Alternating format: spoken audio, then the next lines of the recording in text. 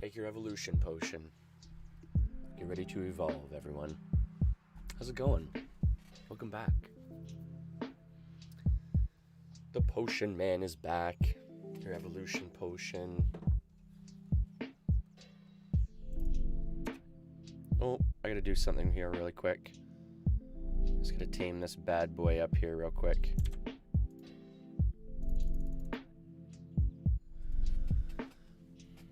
So how is everyone? We're doing some just chatting here, just chilling this morning. Just relaxing. Taking it easy.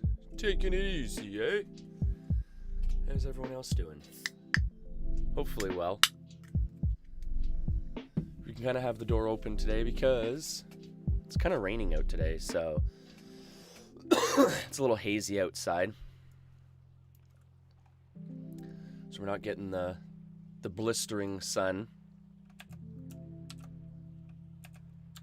which is nice.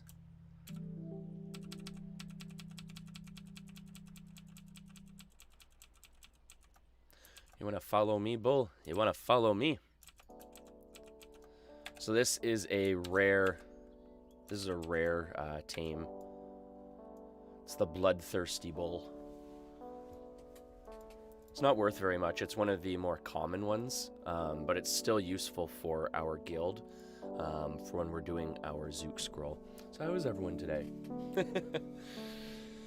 By the way, thank you very much, Ryan, this morning for the page like. Always appreciate it. How are you keeping, bud? How have you been? Hopefully well throughout all of this craziness. Hopefully you're just hunkering down, playing some video games yourself. Enjoying the time, right? Take the time you do get and better yourself, right? Make sure you're staying healed up. And on that note, use a heal potion for everyone. Just try and get the sun to glisten through it like yesterday. That was pretty cool, actually. Gotta learn how to hold it properly there so we get the sun going through it. So how is everyone?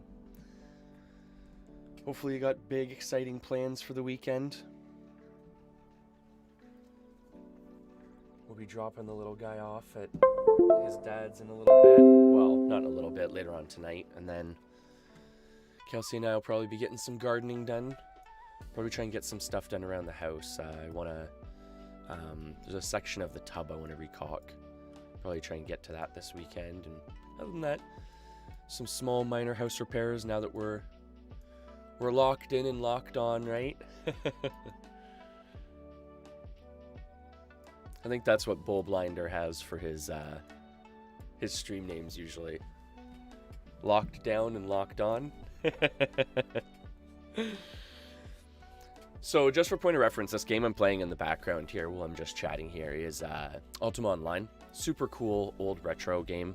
I've been playing this game since pretty much I first started my gaming way back in the day. So it holds a special place in my heart, that's for sure. Oh, we got a red macroing off time in town. I'm sorry to see that, bud.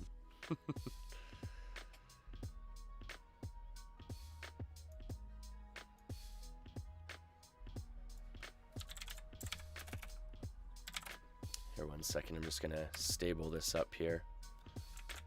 Oh, tried to stable myself there, apparently. I just wanted to get him in the stables real quick. And then I can start chatting with you guys. So anyone watched any good movies recently? We, my girlfriend and I were watching, or I guess rewatching The Office. And we noticed something really weird in The Office. Okay, so if anyone's an Office fan, okay, in the series, or in the part of the series where they're doing the weight loss challenge. And maybe this is cleared up in the DVDs and like deleted scenes or something like that. And my girlfriend and I just haven't ever watched the DVDs to catch the reference.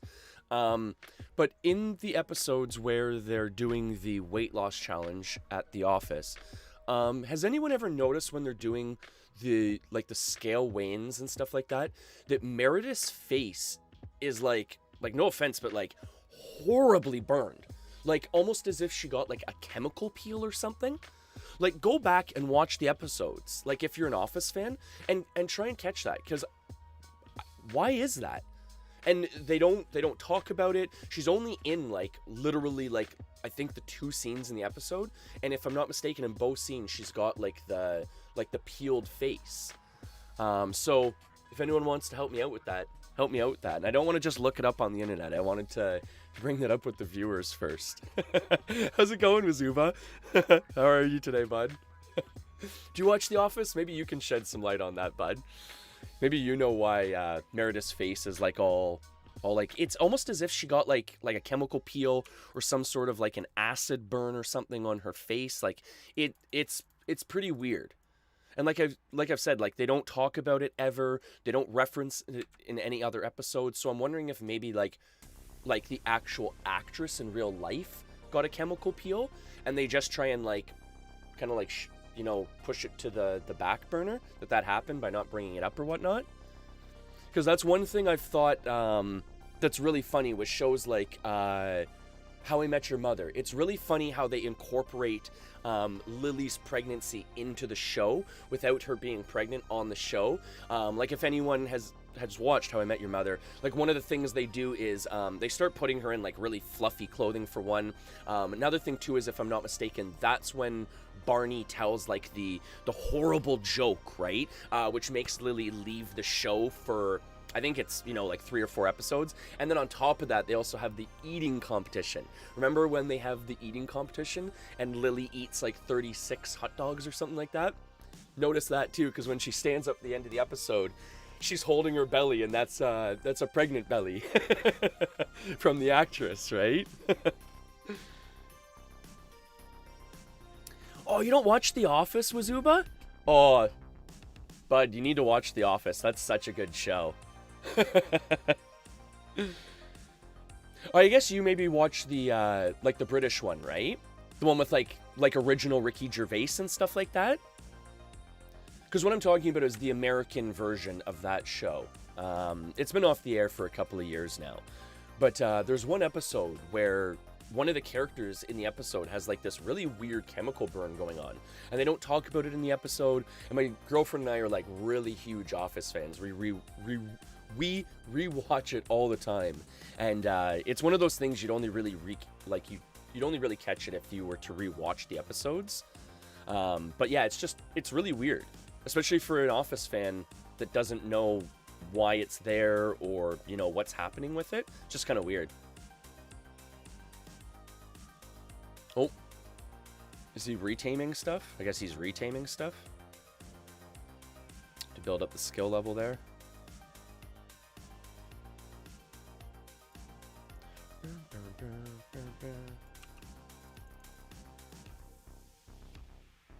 Oh, you're not like you don't use like an Android box or anything like that, or Netflix or anything?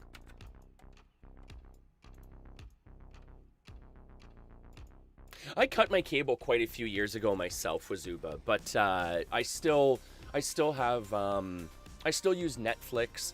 I also still have Disney Plus, which I have to admit, Disney Plus has been getting better and better as it goes on, because recently, up until this point, Disney Plus was pretty much like nerd central, with having like the entire Marvel universe and then the entire Star Wars universe all compiled into one place. So they were like, nerd central for the longest time. So that's why I was pretty much paying for Disney Plus. It wasn't for the little guy. He barely almost watches it.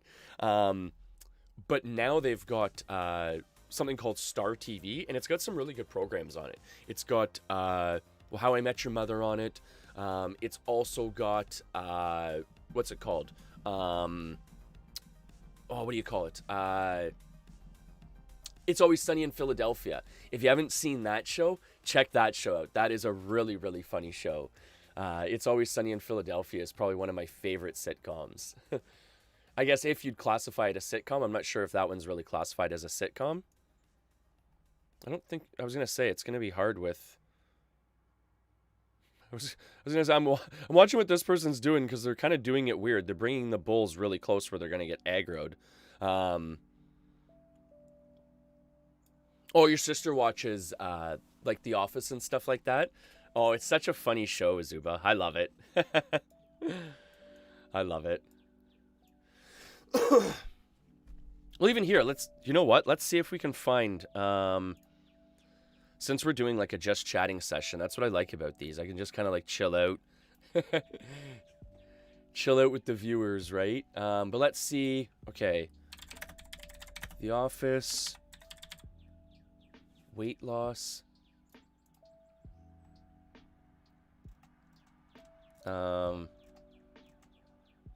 Let's see if we can find the scale scene.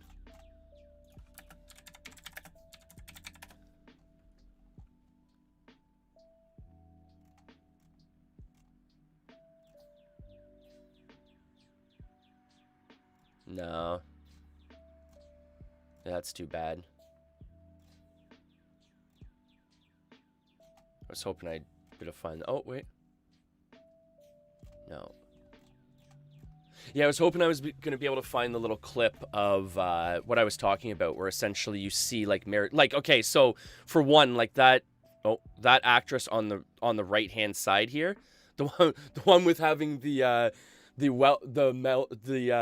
wardrobe malfunction, that is Meredith on the show. And in one episode, yeah, she has like a chemical peel on her face, and I'm just wondering kind of what's going on with that.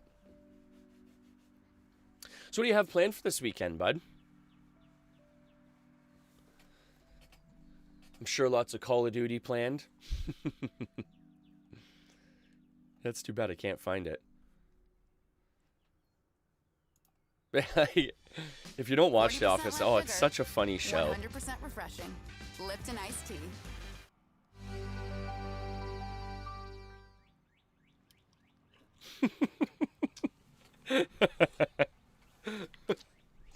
I have the best stocked survival shelter in northeastern Pennsylvania, but everything has a shelf life, so I must eat and then replace everything that's about to expire. It's nice not to have to plan my meals. We're eating 8-year-old tomatoes. Still good for another week. No, I think I might have some type of cheese in the back of my... Oh, there's Meredith again. I've got some There's cheese Meredith right again. in between my toes. Howdy har har. All right, picture this. Snowy ash drizzles from the sky. A rabid pack of dogs surrounds you as the flame at the end of your stick. So it was everyone else's first like really huge game that they got into. You beg, Dwight. It was kind of sort of Ultima Online for me. I played other games obviously on the computer before that. I mean, I've pretty much... I probably actually started playing computer games before I started playing console games. Because at that time, like, when I was that young, like, consoles weren't really a big thing at the time. It wasn't like they were in every single household. You know, every kid had every new system. They weren't being released every couple of years, right? Dating myself here. 11 months. But yeah, I probably started playing, like, old text-based games on the PC. I can't really remember any of them because I was so young at the time. But a lot of old text-based games. 494 months. What was it? Hugo's, I want to say Hugo's Mansion. That was an old classic I used to play quite a bit.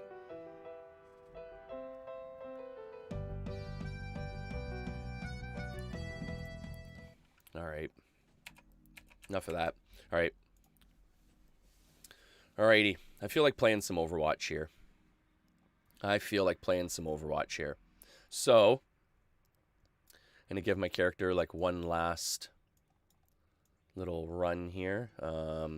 See if we can get him any last bulls here. Get these characters some bulls.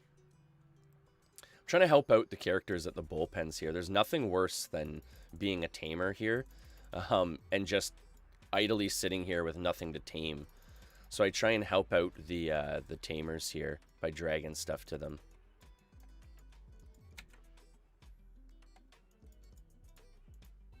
Just whenever I have some free time and I'm kind of not doing anything. I usually just drag some bulls over to them. It's pretty busy here right now, though. Like, it's crazy busy here right now.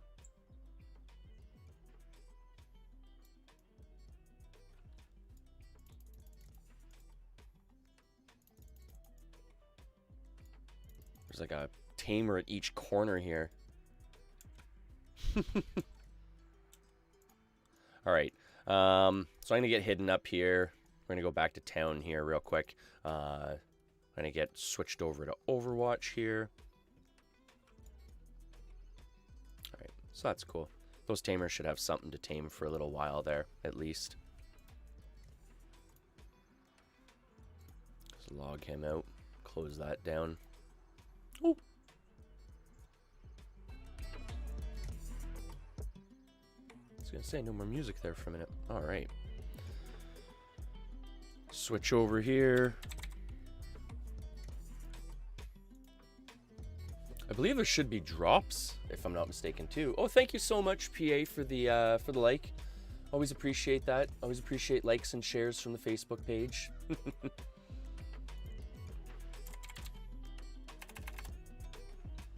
Always appreciate the likes and shares from my Facebook brethren. Usually that's friends and family watching me over at Facebook.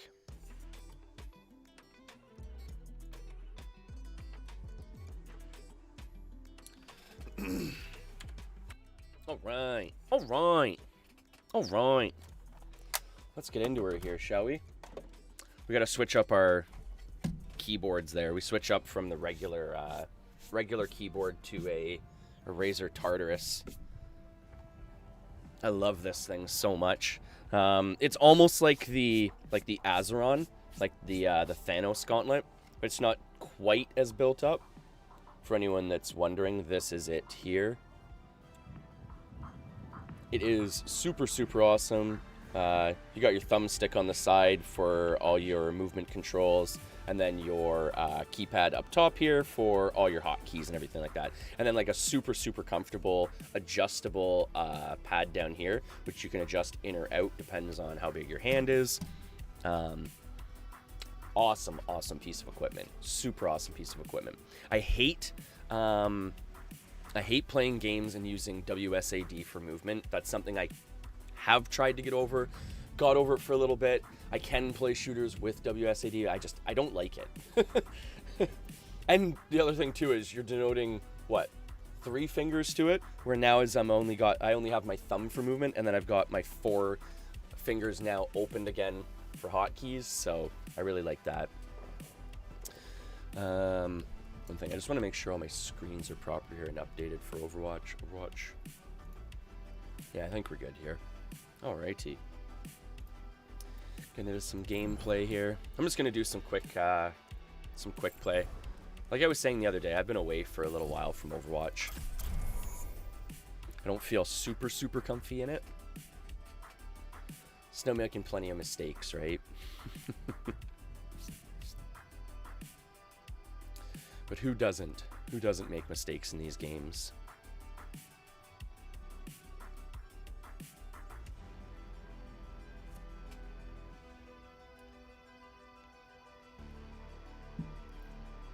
And again, just to throw it out there, folks, some of the music today is going to be coming from one of my very good buddies, Freemon. Freemon. Super, super great guy. Up and coming music artist. Right now, he is doing a lot of like DMCA free and copyright free music. So by all means, check out some of his music. I will play a song right now from him, actually. 1 second, I just have to find it.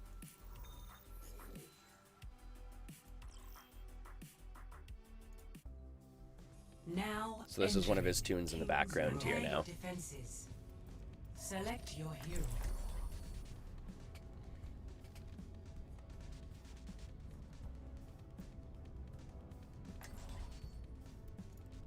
We got a new,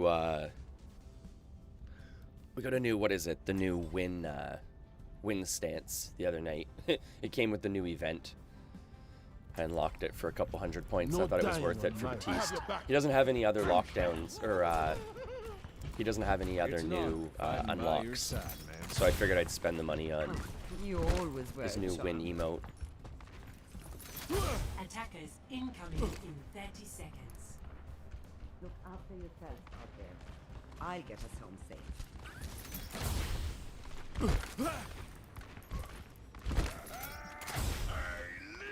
Oh, I missed the ledge.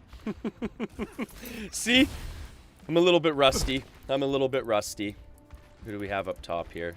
There's almost always someone up top here. 5, 4, 3, 2. Usually looking for the snipe. Attackers incoming. Yep. Defend objective A. Yep, we got someone. Oh, yep. Too predictable with my jump. Oh, and I almost had them too. It's not over yet.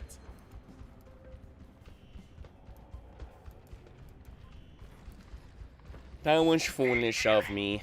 That was foolish of me. Group up with me.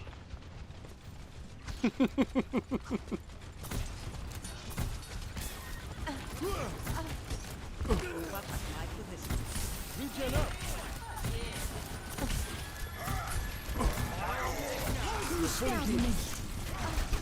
Keep them alive there if I can, right? Keep that Rhine going in the front line.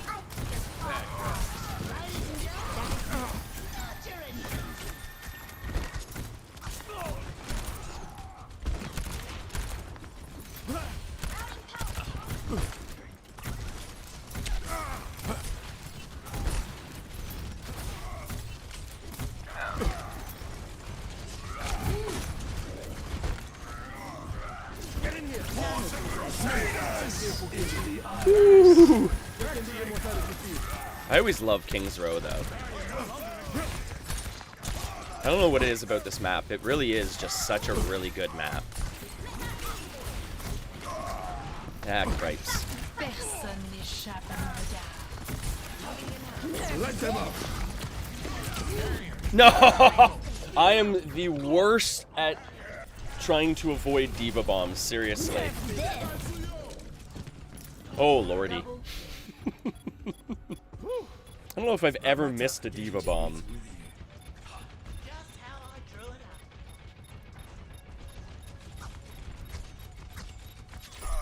The hit range on it is just so massive.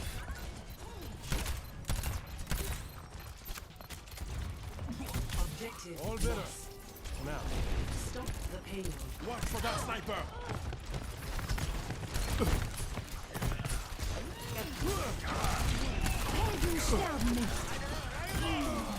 Kabad. Kabad.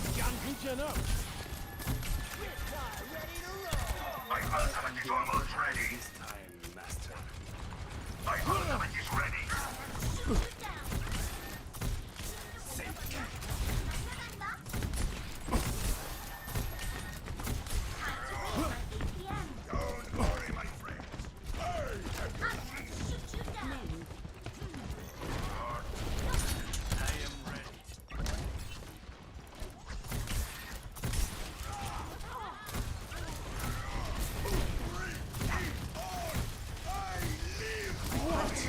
That melody.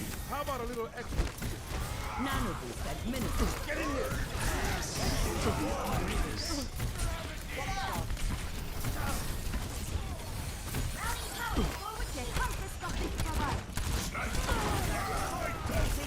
Oh, I almost had him there. Got my super concentration face on.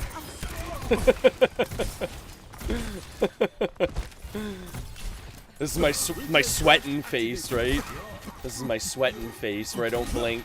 I don't really talk that much, apparently.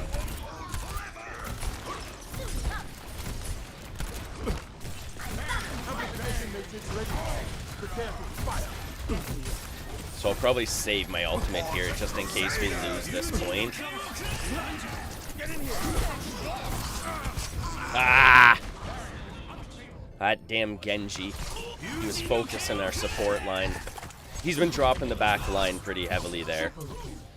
I tried to keep us alive with the immortality field, but no such dice. No such dice.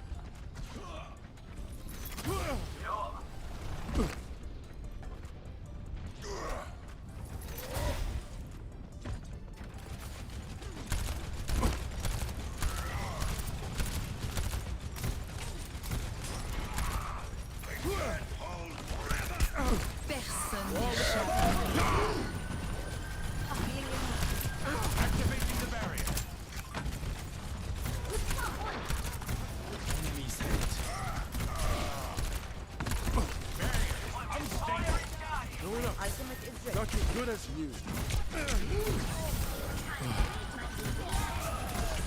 Nanoboost administered. Get in here.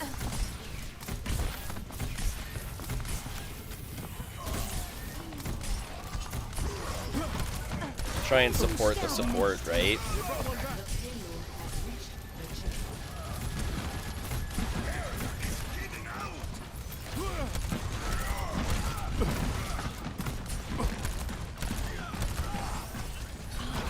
Let them up.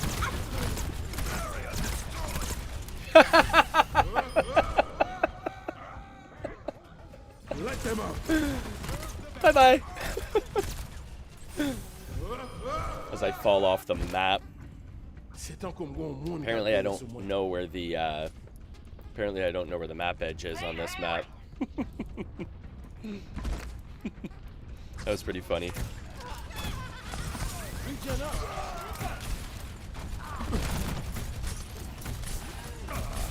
Not playing very well today, that's for sure. Yeah, see, I don't miss them. I just sometimes am able to put my immortality field down. I think we're having more fun today than we are actually progressing and playing properly. That's okay. I'm fine with that. That's what Friday mornings are for, right? Getting pumped up for the weekend, having fun. Just getting excited for the weekend. Just getting excited for the weekend. Working for the weekend. All better.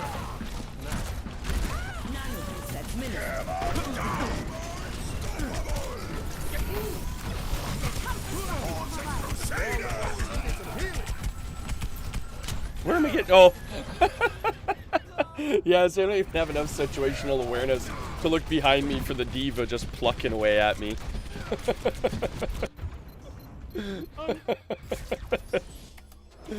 Good game. We got stomped that game. We got stomped that game. That's okay. I'm fine with that. Oh, the one thing that Razor has that I don't really like is the, and I know you can turn this off. I thought I had it turned off. I guess I don't have it turned off for this account or something. But like the adaptive lighting, where your keyboard lights and your like your mouse lights and everything light up corresponding with certain things in the game and stuff like that. I don't really like that. Yeah, the enemy Genji was really good. He was good. Control Bob got me. And then our, what? We're gonna, the Ana was really good. So we're gonna commend them. Give them a commendation. What's everyone else's favorite player type? DPS, support, tank. I've always been a support player. Well, I guess since support's been like a main class type.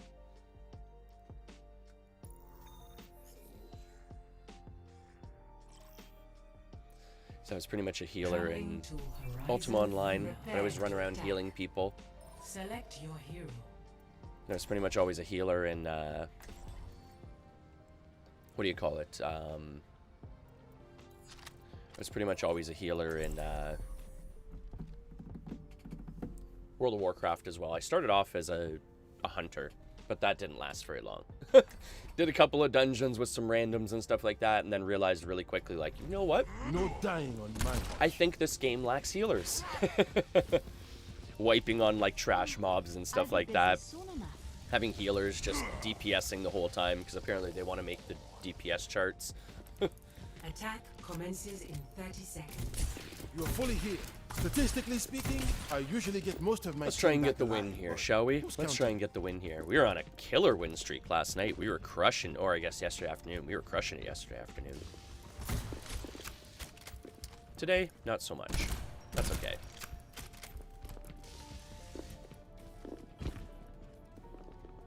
Five, 4, 3, 2, 1. We're stuck inside anyways. It's a crummy weather day.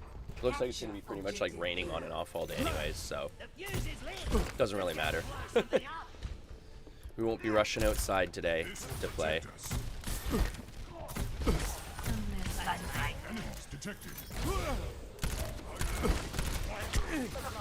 Regen burst activated. Got you good as new. Let's coordinate our efforts. Get in here.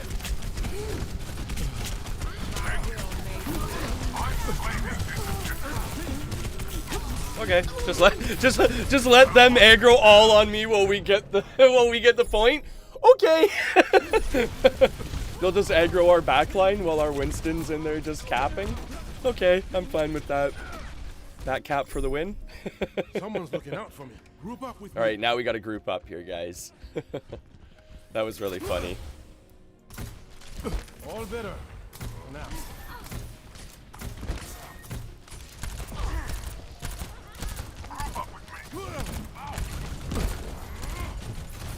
Thank you. Get in here. How about a little extra? No one can hide from hunters. Are we gonna back cap again? Really? I love it. I love it. All right, first checkpoint done.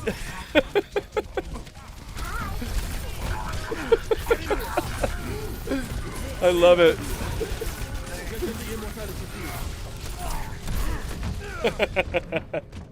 That was like a free checkpoint there, as we were just fighting. That was awesome. That was super awesome. Someone's looking out for me.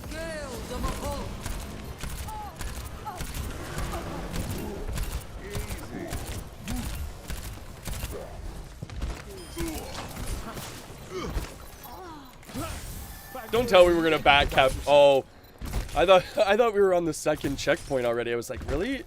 Are we gonna back cap again? Oh wait, no, we are. That's B. Thank you. What is going on in this game? How about a little extra? Pull back. Group up.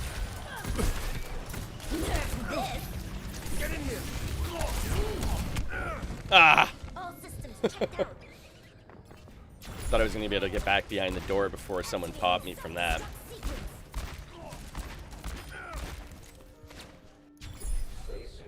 Quelle belle attitude positive là.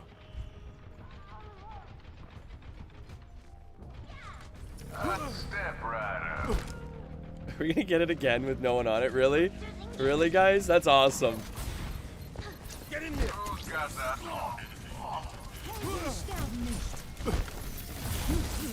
Ah. And then the ball jumps back in. I just drag everyone out and then the ball drags everyone back in. That's awesome. I've never noticed the spacesuits there before. That's pretty cool, actually.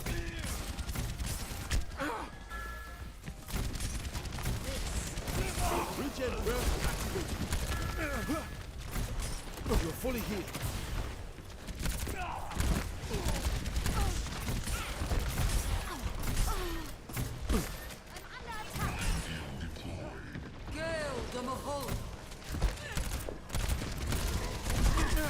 Let's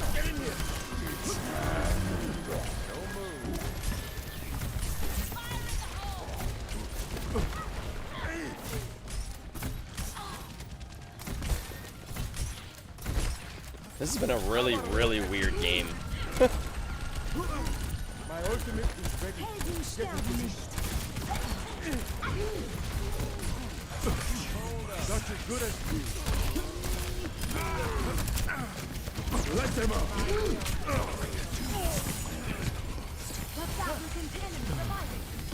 Guess it wasn't my time.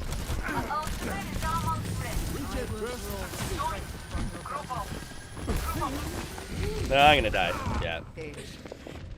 I got stuck out of position there with the res.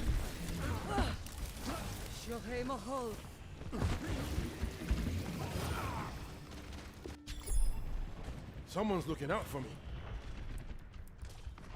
Yeah, that was funny. Like, it went so smooth on the first checkpoint, now it's just kind of going all sloppy. It's gonna be like super hard to do like a back cap like that at the second checkpoint now. Because I mean, they're just respawning right there, right?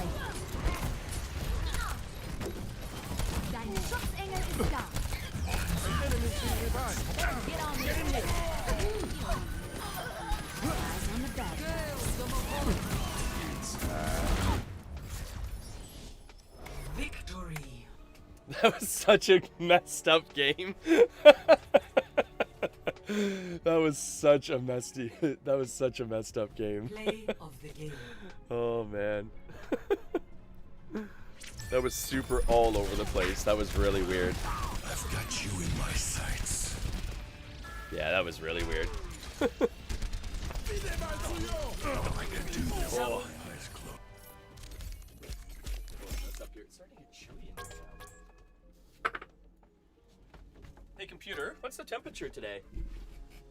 Right now, it's 11 degrees Celsius. Today, expect a high of 17 degrees. Doesn't feel that warm. Friday.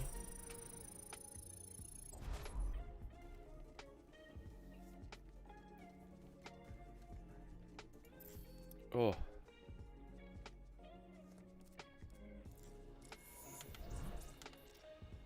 Boom, boom, boom, boom, boom, boom.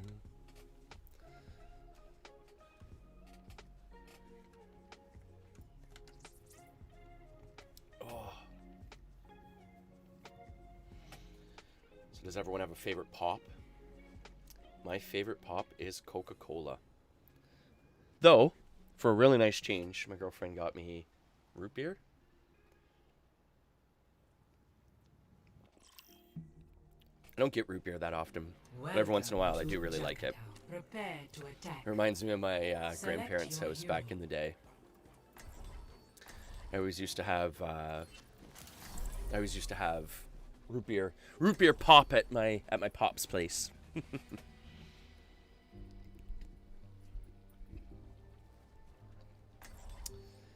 Budget Sensei. Gremlin Now fan. Science will reveal the truth. You have to break the bike at the beginning, that's tradition. Even if you're the only one sitting here killing it, you have to destroy it. That's Junkertown tradition. You have to do it. If you don't, you lose the match. That's the way it works. Violence always be the solution?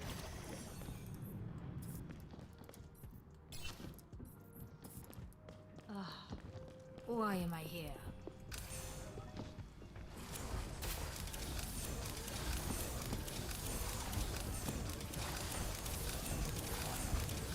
That's a pretty cool skin. It almost looks like the Protoss. It almost looks like a Protoss skin or something like that. I'm restoring. Like from StarCraft. Couldn't think of it for a second there. This will restore you.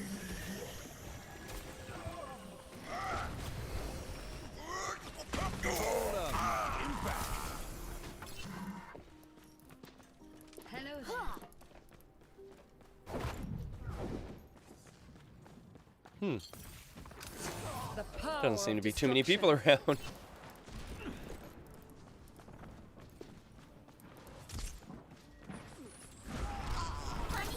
Get into position.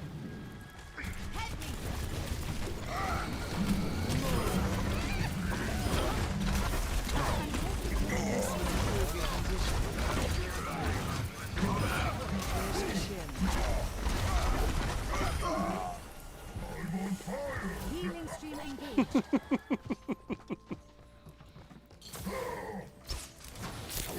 payload has reached the checkpoint. Welcome to Junkertown. One after another. This will heal you. Move out.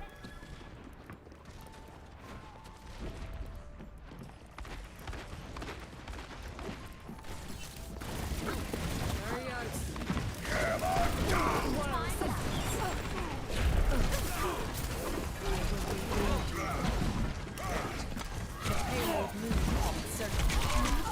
Ah.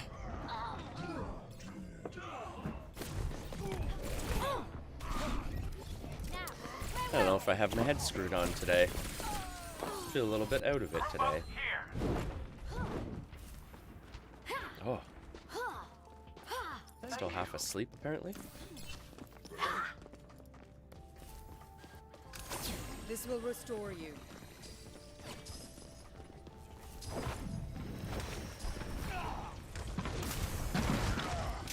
I'm restoring. Allow me to repair the damage. The payload moves towards our desired outcome.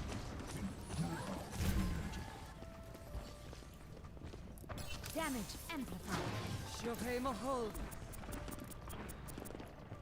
That one worked out well. Gotta love that. Gotta love hearing that tick when you don't see anyone, right? I require assistance. Payload secure. Heroes never die.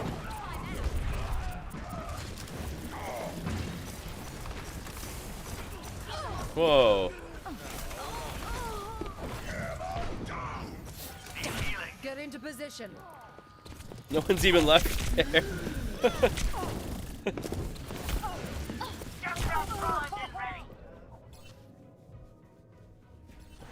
No one was even left there. Should have probably just died there. I was just stalling out there. Oh well, it's easy enough for Moira to get back into the fight. Her movement ability is on a relatively quick cooldown. This will restore you.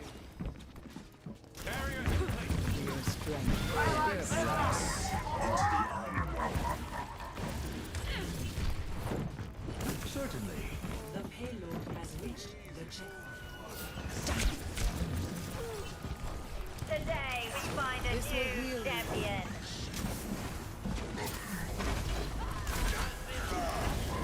Restoring you. Payload moves in a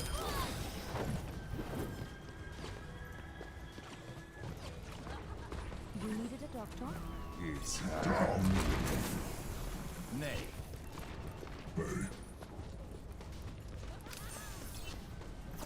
Get into position.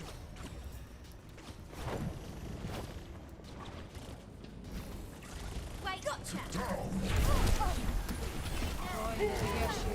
Yeah, there wasn't too much opposition this match. Surrender to my will.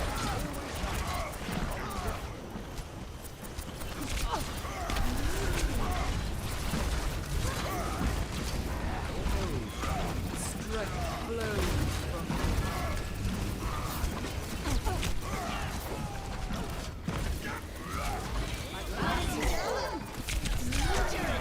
Injured again.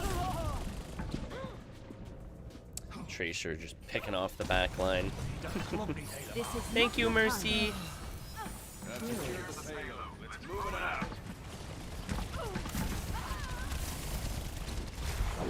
Step right up. You seem in need of heroes never die. This will heal you.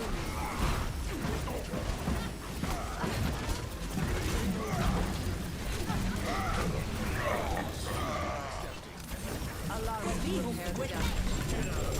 That was a good stun there on the Rhine.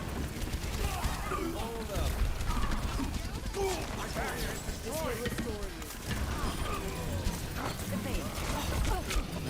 Surrender to my will. The payload moves on certainty. The power of destruction.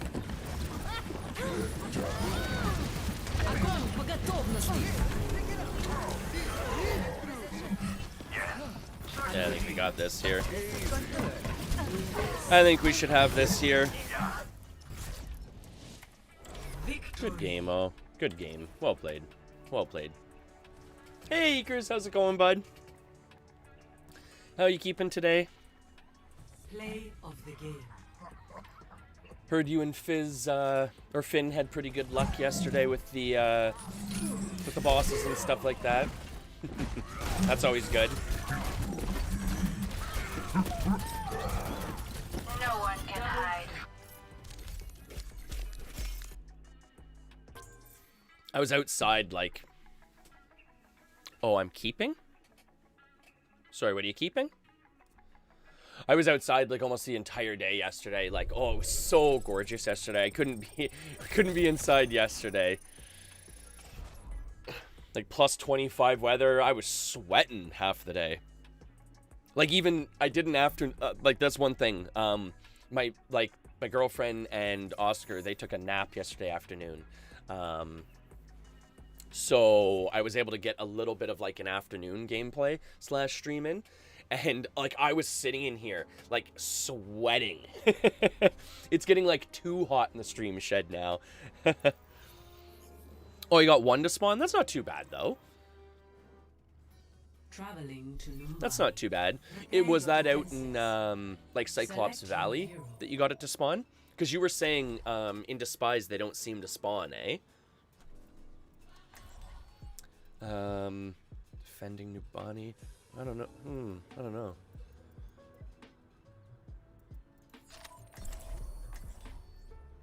Oh, no peculiar meat. Go figure, right? Go figure. Oh, well. No dying on my watch. Yeah, I gotta make some sales this weekend and get some, Once the mission starts. get some more bond slots for both Haplo. I only really need 2, I think, for Arwen. I think she's just gonna kind of be the backup tamer. But I need at least 2 more for Haplo. Imagine the worst possible. Because even just for doing champs and stuff like that, it's really good to be able to res your dragons, right? Like mid-fight, without having to go back to the bank, or without having to go back to the stables to get more. Oh, you have 3 on pedal now? That's sweet. That's one thing I was kind of being stupid, and I was like hoarding a bunch of stuff for the last little while. Like I've got a bunch of like platinum saved up. I've got a bunch of holiday coins saved up and stuff like that. So I probably have to start dumping some of that stuff. I mean, if I don't have the money for like bond slots and stuff, because I'm getting such limited game time. But if I don't have the money for bond slots, there's really no point in me saving my platinum and holiday coins for like the extravagant items, as you might call them.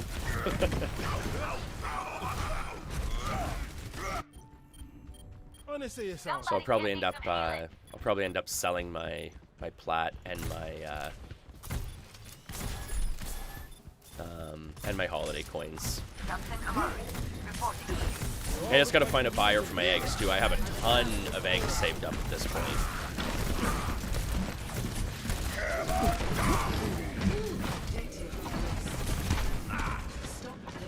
Ouch. Ouch.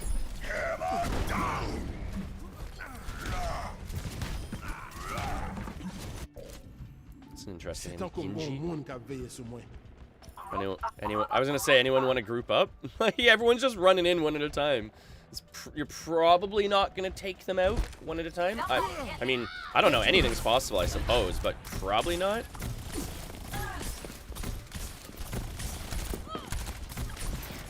Regen up. I need healing. Somebody get me some healing. I need healing.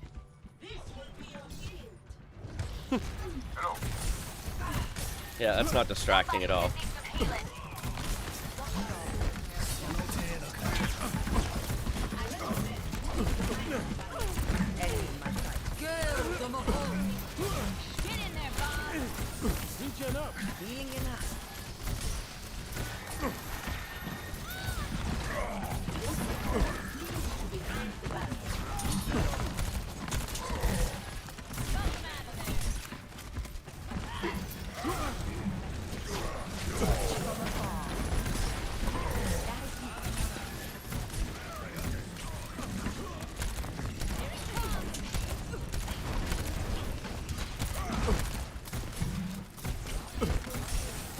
Oh, 5 plat. That's not bad. That's really good.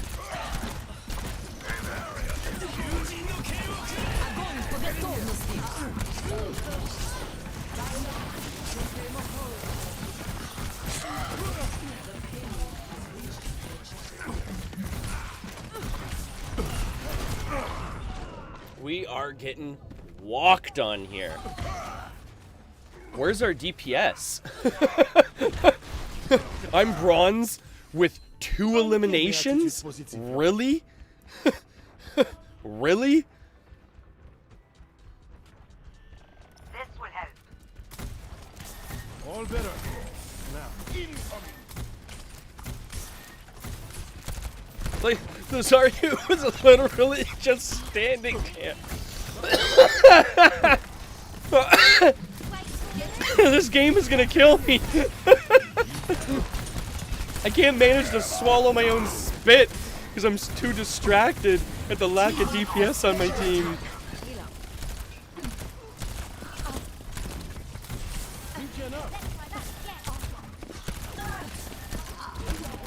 Holy crap, guys.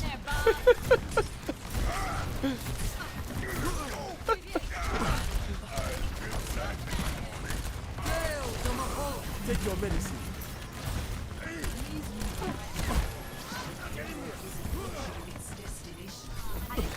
Light them up.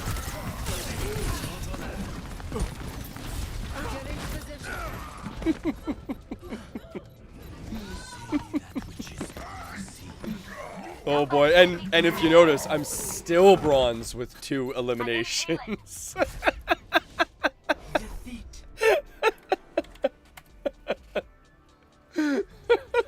Yeah, that was kind of a Play of the game.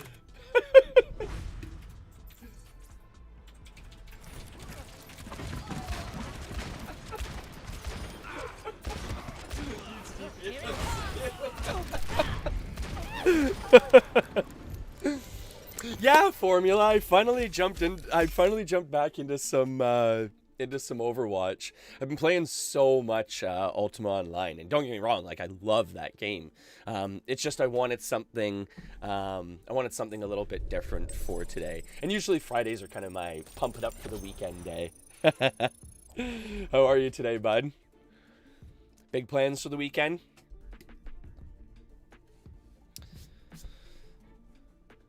How's the family? How are the kids? How was Loki? Got a Shadow Iron Runic hammer last night. Oh, that's sweet. I'm gonna want a Shadow Katana probably. Just for looks, of course, right? Just for looks.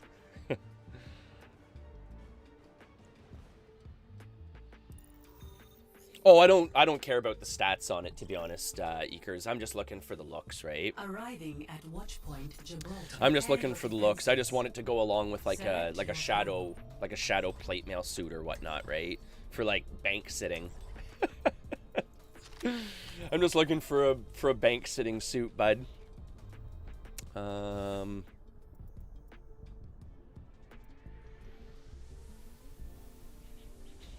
Okay. No dying on my watch. I would think a Shadow Katana. I don't know. Like, what weapon looks the cool? I don't even know what character I would get it for. I guess probably Kafrashon. He's the like the most. He's the most bank city-est Dexter that I have, probably. He's my peace Dexter, right? 200K.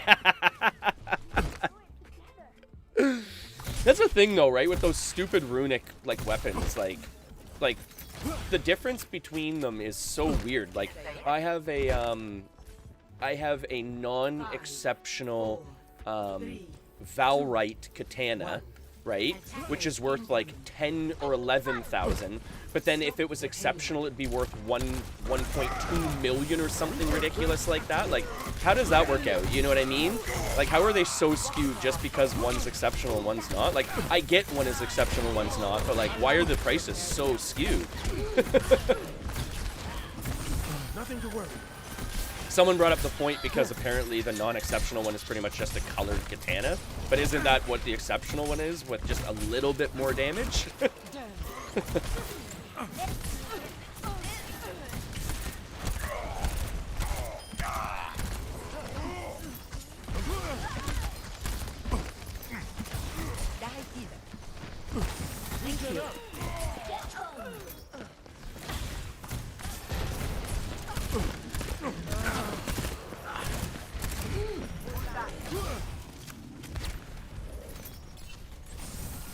My ultimate is charging.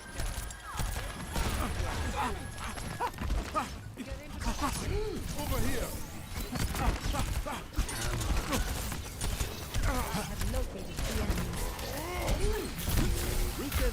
Ah. Just got a Vank weapon with no exceptional. No, I know, but even still, like, I mean, the price skew, like, someone's really willing to pay, like, the $1.11 million just because it does, like, 5 more damage. I don't know, it's weird, like, the skews with things, like, with stuff like that. Like, even people paying, like, these ridiculous amounts for, like, you know, perfect stat dragons. Like, your dragon is really gonna ever equate to $2 million worth of extra damage. Like, stuff like that just, I don't know. It doesn't make sense in my head. Like, you will never equate to $2 million worth of damage on a dragon. I guess it's more like just a flex thing at that point. Like saying you have, like, a perfect stat dragon or, like, close to perfect stat, I guess. Because not like the extra damage difference between that and a normal dragon is ever going to make enough of a difference to really, like, make it worthwhile, you know what I mean? You'd be like, oh, that was money well spent. Look at, I just soloed that whole dungeon by myself, or that whole champ by myself. Like, you're not going to do that, right? Take your medicine. I don't think 10 hit points between perfect and non-perfect is going to make that big a difference. No, I get it's the rarity, but again, like, who cares? For something like that, I don't care about. You will never see me buy a perfect stat dragon ever in the game. I'd much rather a new pixel or a bigger house or something like that, right? I'm trying to get back behind my team here and they just keep retreating behind me.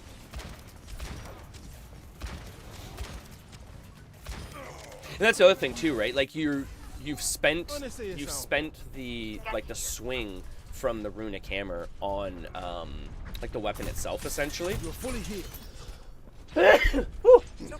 So the fact that the price is so skewed between exceptional and non-exceptional when it takes the same amount of swings, right? You know what I mean? Like, regardless if you get an exceptional or non-exceptional, it's still going to take one swing. So why would a non-exceptional weapon be worth so much less? Because it's still taking a swing out of the hammer itself. But, I mean, I get the fact it's rare, but, I mean, the price skew is weird.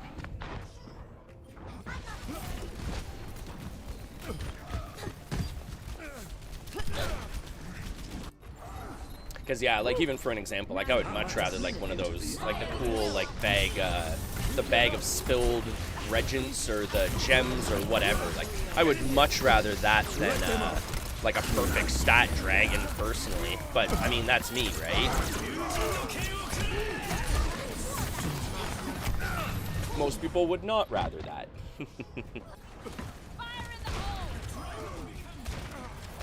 They're ashes, tearing things up. Just sitting back, just pot-shotting, guys. Just pot-shotting, guys. But yeah, those spilled rares, or those spilled gold, spilled gems, spilled regents, they're pretty cool looking. I like those. That's a neat little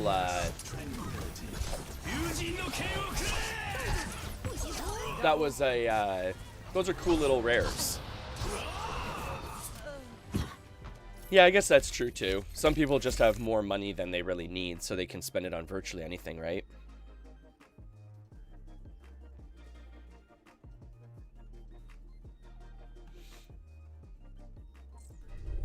But that's the other part too, like, you get to a point where you just, like, and that's like essentially where I am in this, like I'm coming into the server with this mindset. Like I've been uber rich in Ultima Online so many different times that no offense, I don't care anymore. Like if I get PK'd in a dungeon, who cares? It's pixels. You know, I die. Who cares? Like, I'm not Glorious Lord. Who cares? I've been Glorious Lord like 1,000 times. Like, I've been uber rich so many times I can't count on fingers, right? So I don't really care. Like, I'll just give stuff away. I just want to play the game, have some fun, you know, not hoard money. Like, I literally go into town and just drop maps, or go into town and drop spell books or whatever, right? Like, I don't care. I've probably given away more money than I've spent on myself at this point in the game.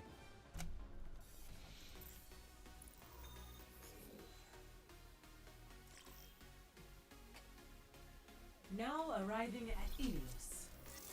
Prepare for battle. Select your hero. Like, more or less, I would like a bigger, like, I want a tower. And again, that's more for convenience sake. You know, the convenience of having a bigger area for the guild to meet at and stuff like that and everything. And then on top of that, I don't really need anything else. Some bond slots. Make my characters look cool here and there, and then I don't really care otherwise.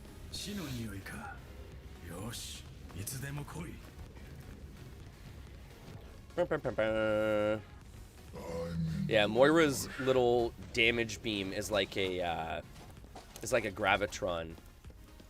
You can pull stuff with it. 5, 4, 3, 2, 1. Round 1. Capture the objective. This is probably going to be my last game of Overwatch here. Might jump into some Ultima here real quick just before I head off for the day. I'm restoring. Damn it. I've been having such good luck in the morning times with my with finding the Easter bunnies, or not so much the Easter bunnies themselves, but finding the what do you call them? The leprechauns. I've been like the last couple mornings I've been playing, I've been getting like dungeons just to myself. It was awesome. And you like very rarely get dungeons to yourself anymore. This will heal you. Restoring you.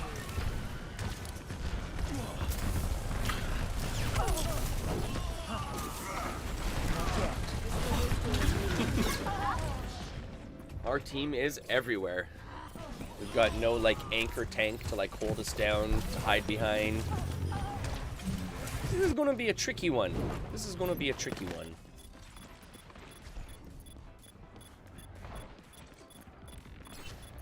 Got what? A ball and a roadhog. This will restore you. Thank you.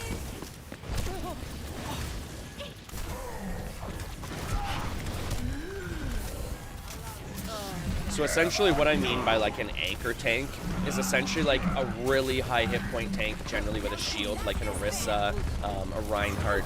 Essentially a tank that just like is meant to be like just a mobile hold point, right? You can kind of work around them, use them almost like a mobile wall. And with our two tanks being a Roadhog and a Ball, it's really hard for us to like essentially follow them in, right? Like there's no coverage for us.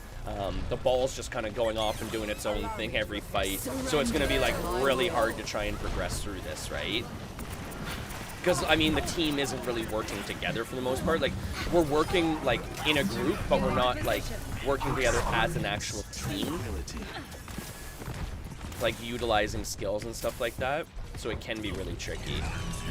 Yeah, see, someone actually called out for a shield. Can we get a shield?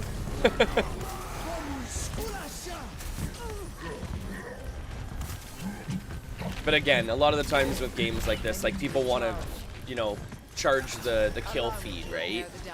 And a lot of the times Rein and you know, an Orisa aren't gonna get you the kills, right? Or potentially as many kills anyways.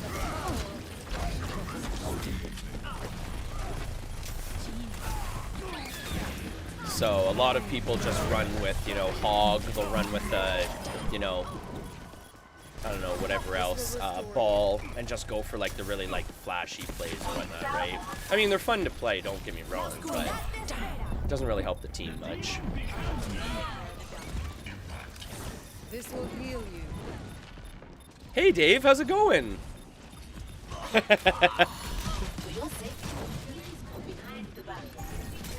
It's always going well, bud. We're doing super well. Crushing some Overwatch here. Just having some fun this morning. Taking it easy. How are you today? You got the day off? I think I might know who this is actually. on a Friday morning, 9 o'clock. No meeting this morning, bud? No meeting this morning?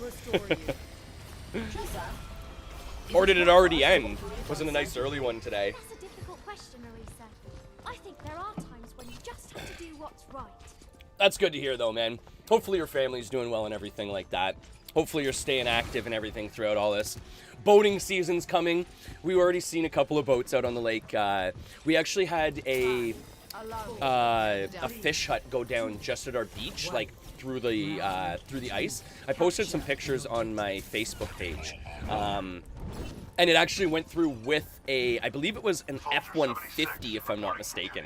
So the last couple of days, last couple of weeks, the cops have been trying to pull into the into the lakeshore there and try and figure out how they can get the fish hut and the truck out of the lake. Because it's going to be a hazard for like all the swimmers, all the boaters and stuff like that. Like it's probably only maybe 150 feet from the shoreline. Like really bad positioning for like potentially people like wakeboarding or doing any power sports in the lake, right? Because that would be like right on the the drive line where you'd be kind of following the shoreline. So they're definitely going to have to get that out before the boaters are really starting to come in, right? But I'm sure they'll figure it out. It's not the first time they've had to pull some idiot out of the lake, right? Like, seriously. It happens every year. Like, you know, you get people coming in, oh, I gotta be the first one on the lake, I gotta be the last one off the lake every year, right? It's just pure stupidity at a certain point. Pure stupidity. But it's entertaining, right? That was... That was not the ball you wanted. But yeah, it just gets to a point of stupidity. And I mean, I see it every year. Kelsey and I always like going down and just, you know, kind of laughing at the people, right?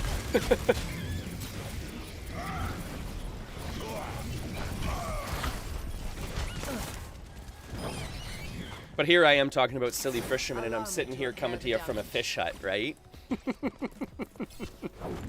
So thank you, silly fisherman. I thank you for selling off your fish hut super cheap so I could convert one into an office here. So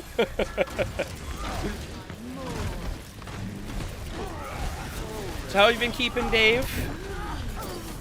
How is everything? Hopefully well. We got such an easy winter this year, eh? I'm just hoping we don't get one of those freak ice storms like we got a couple of years ago.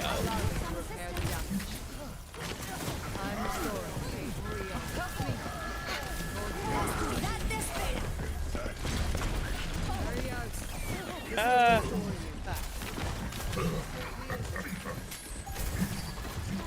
left my winter tires on extra late. Because I don't know, in Canada, the last couple of years, we've been getting just these really freak ice storms, like really late in the season. You know, April, May, almost sometimes, where we're getting like flash freezes. And I always feel bad for the people that have taken their winter tires off too early. But this year it's going to be hard because we're getting such warm weather so early, right? Like generally I don't try and, I try not to take the winters off until around May 2-4. But it's getting so warm that, I mean, you're going to get a lot of extra wear and tear on your winters, keeping them on with it being this warm out. Like plus 25, that was crazy. I feel like I almost got a sunburn yesterday.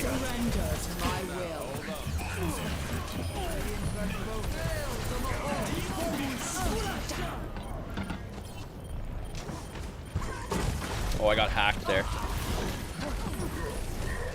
Drop back in here.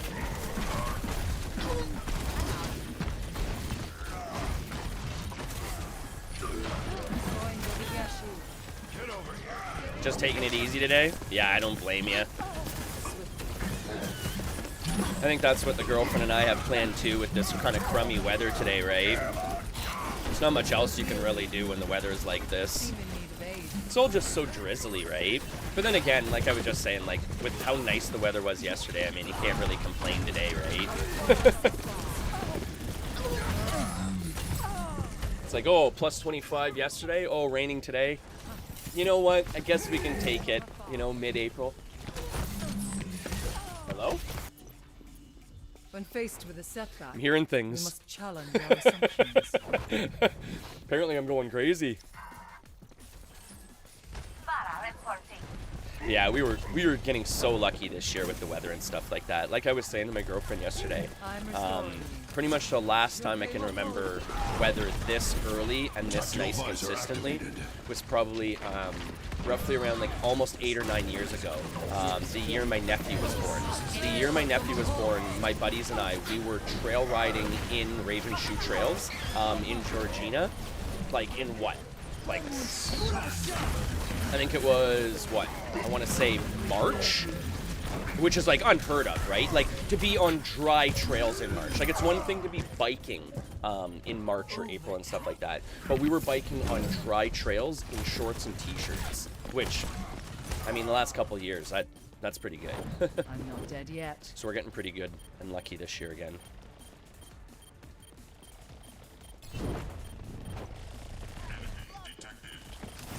Get into position. Come on, come on, come on. Surrender to my will.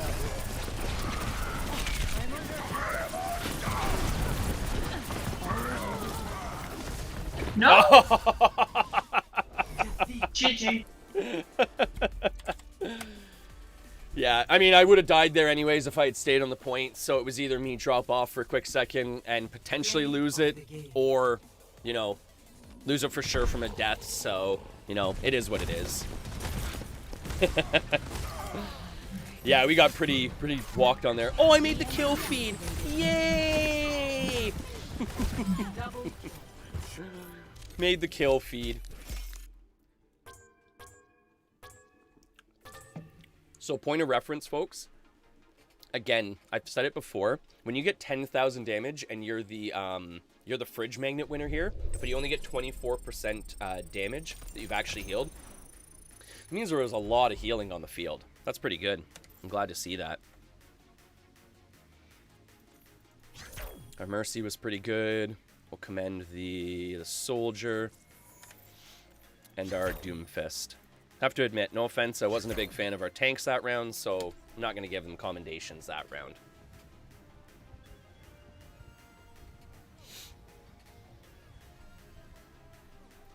Bum, bum, bum.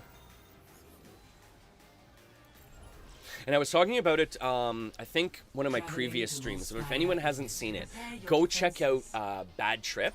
It's with Eric Andre. He's a comedian actor.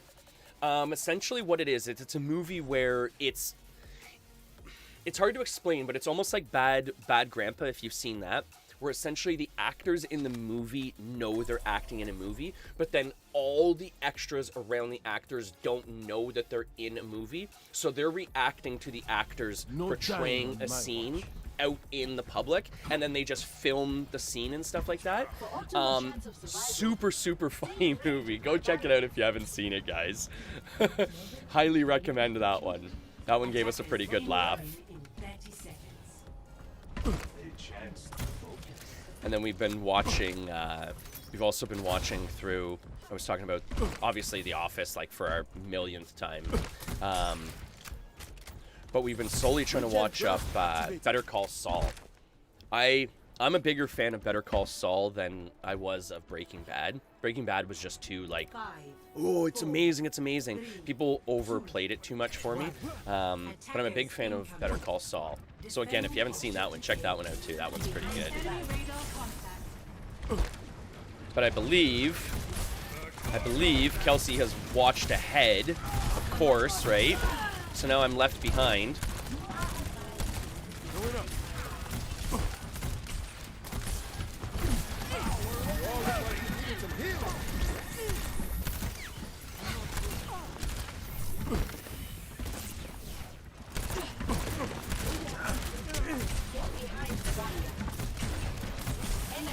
Yeah, Better Call Saul, I don't know. I like it better than Breaking Bad. Like, I really like the storyline behind Saul, too. Where essentially, like, I won't give too much away with this, but essentially, like, I didn't realize from watching Breaking Bad, but he started out as, like, this, like, crazy good morale person, right? Like, you know, never did anything wrong, you know, and just, I guess, had the switch flipped, right?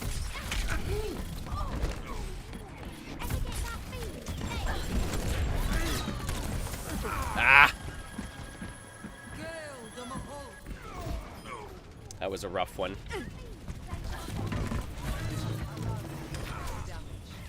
Yeah, there were back cap in there, and I tried to drop back there. Oh, they're gonna take it here. Might as well just stick it. We might as well just stick it B. Over here.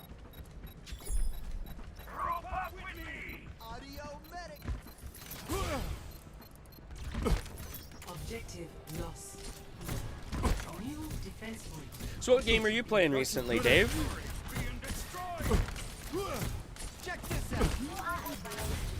I know my sister. I know my nephew and my brother-in-law. They've been playing through a lot of the NHL. I guess it's 2021. And then my nephew is always obsessed with Roblox. Like, what kid isn't obsessed with Roblox? When they took that public, oh man, that was brilliance. They've created a gold mine there for sure. I think, like, my speculation is, I think Roblox will probably do better than Fortnite. I think Fortnite, from what I'm seeing right now, has kind of seen its day. I think Fortnite is on a downslope right now. Coming from someone playing a lot of, like, different games, you're starting to see a lot of, like, players coming back that haven't been playing for a while because they've been playing Fortnite and stuff like that. So for any parents that are sick of hearing about Fortnite and stuff, be prepared, because I think Fortnite is probably coming to an end. Your Fortnite discussions, Fortnite dances, you won't have to worry about them too much anymore. You might get a break from the Fortnite dances for a little bit.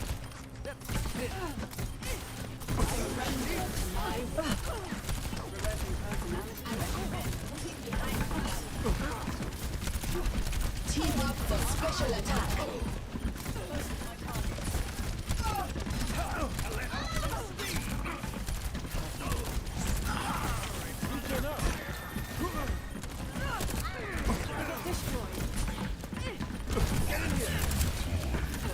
Let them out.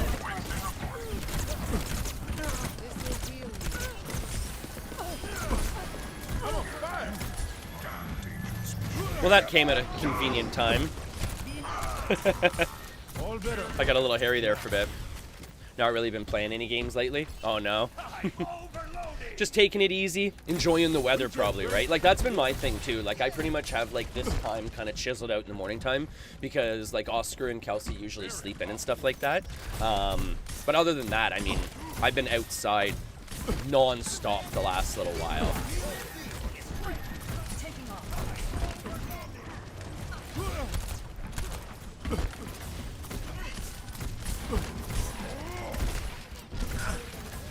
That's the other thing too, you just gotta get a game that kind of grabs you too, right? If you don't have a game that keeps you interested in stuff like that, then what's the point of gaming, right? Might as well watch some TV or read a book or get outside and do something or whatever, right? I'm keeping tabs. You just gotta have that game that kind of grabs you. Get in here.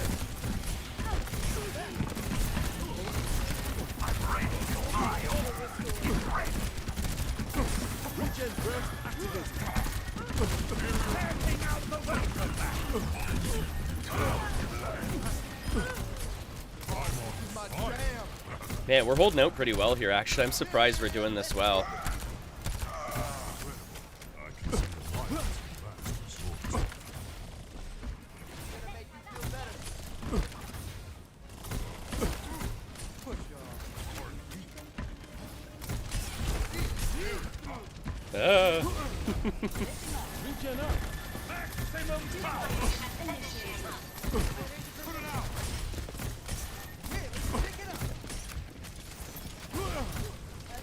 Got you good as new. Double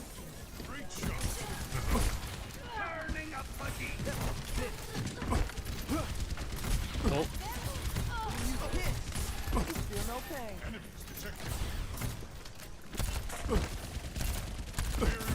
Regen burst activated. Starting to get our timing down a little bit better now.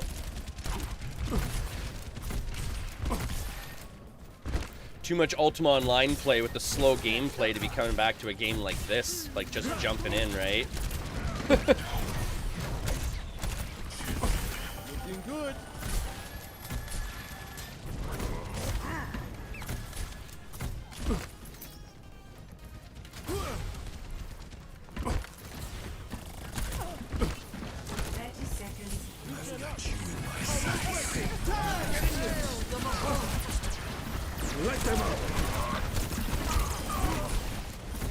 Oh, that was a cheeky play there. That was cheeky.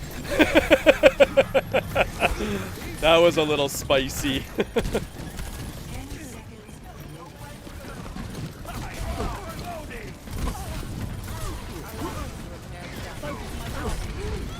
Oh, that was a good little kill streak there, though.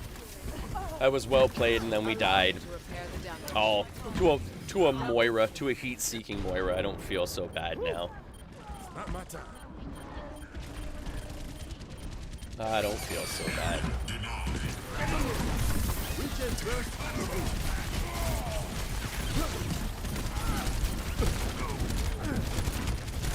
Ah! Should have just stayed up top.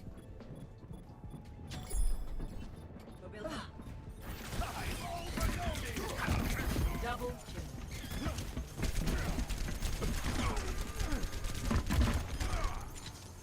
Yeah, that's Soldier. Someone needs to take that Soldier out. He's just going to rip our team apart. Oh, and we're probably done here.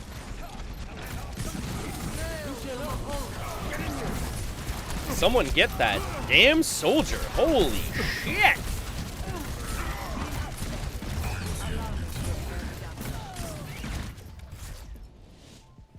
Good game. Can't be mad about that one. They outplayed us. They outplayed us. play of the game. All right. Well, on that note, I think that's a good way to end the the Overwatch portion of the stream for this morning. I think we're gonna switch over to some Ultima Online play here just before we hop off here. Go grab breakfast shortly here. Hang out with the family for a short bit before we go outside for a while, right?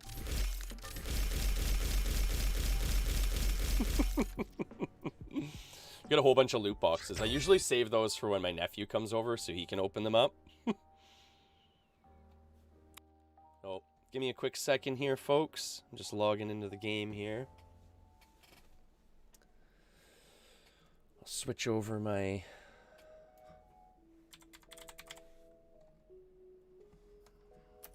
Oh. Switch over my game type here to Ultima.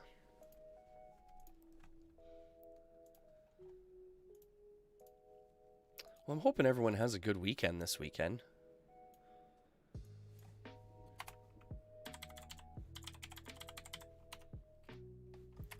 It's apparently supposed to be, I think, nice this weekend, if I'm not mistaken, in terms of weather.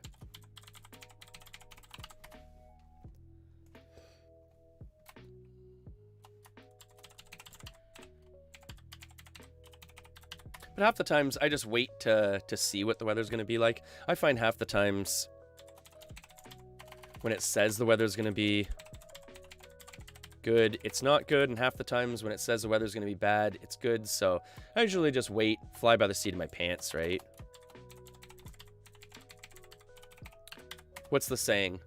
Prepare for sunshine, or plan for sunshine, prepare for rain, I think is the saying. I think that's the saying, isn't it? I think that's the saying. All right, sorry about that, folks. I just don't really like having my my panels come up when I'm logging into the game there. It's not like it really matters. Who cares? Like I was saying to Ekers earlier, like, someone wants to hack my account and steal all my stuff, go ahead.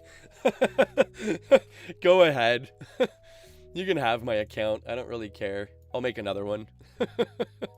I'll just make another account. So, for point of reference, folks, this is a super old retro MMO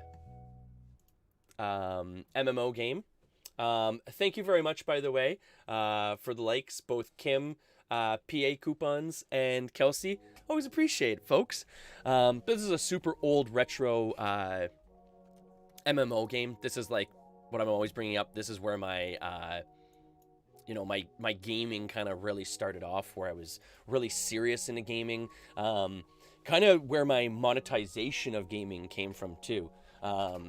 Back in the day, it was possible to like buy and sell items in this game, back when it was really super popular.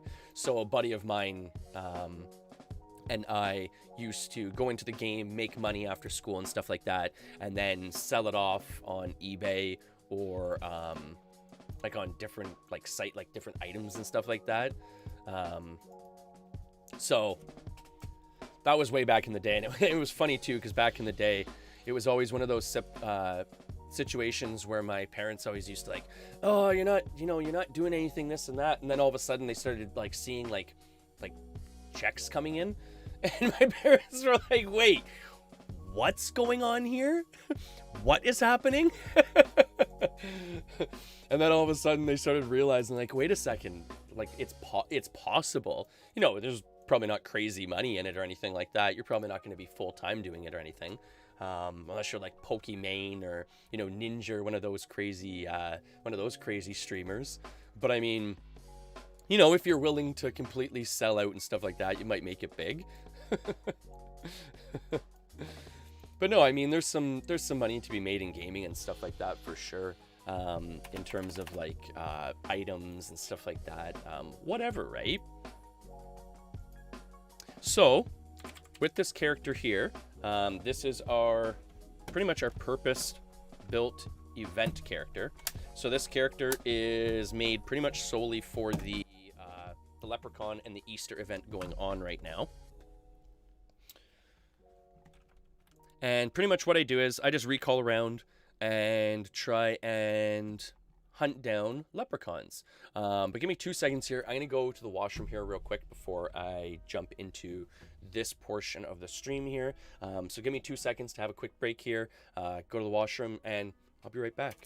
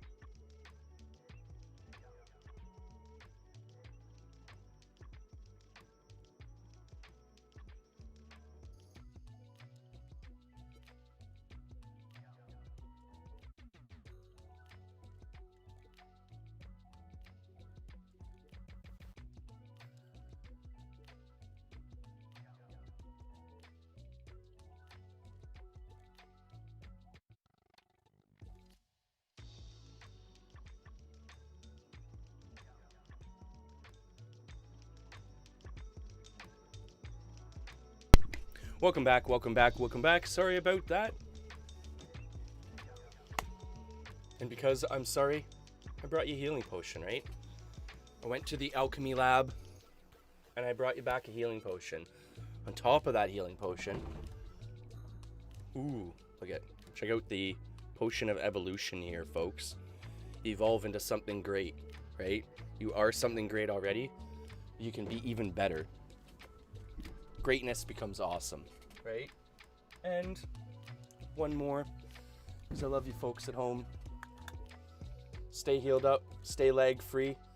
Take the RGB potion with you for the day, right? Feel any lag coming on or anything like that, take a sip of the RGB potion, and hopefully it writes you out, right? That's why I keep it around. I feel any lag coming on and I'm just like, you know what? Take a sip of the RGB potion and usually it cures the lag. But on that note, let's play a lag-free game. And why this is a lag-free game? Because it takes less system requirements than, what, streaming Netflix, I think? I've measured it out, but if I'm not mistaken, this game is less labor-intensive on my system than streaming Netflix. So, just for point of reference, if anyone wants to play this game, this is Ultima Online. The server information is in the chat window. Oh. Is it? It's not gonna go?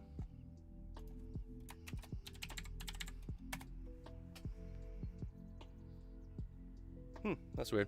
But there's the information for Ultima Online. It is free to play. It is free to download. It is free. But this is a super old school game. This is where I pretty much started my gaming. Or my serious gaming, like I was saying earlier today. I mean, I used to play like computer games way back in the day. We're talking about back in the day of like text-based games. This is kind of in the middle where some of it is mouse-based, some of it is text-based. But I mean, we're talking about coming from games where like Hugo's Mansion, where you would literally type in every action you wanted. So if you wanted to, walk 2 paces north, you would type in walk 2 paces north. If you wanted to look through a keyhole, because Hugo's Mansion was like a crime solving game, you would look through a keyhole by typing in look through keyhole. Different things like that, right? And with comments like that, I guess I kind of date myself. Why is Zeus dead here? Why is Zeus dead? What happened to him? What happened to him? What happened? What happened? What happened? Oh, what happened?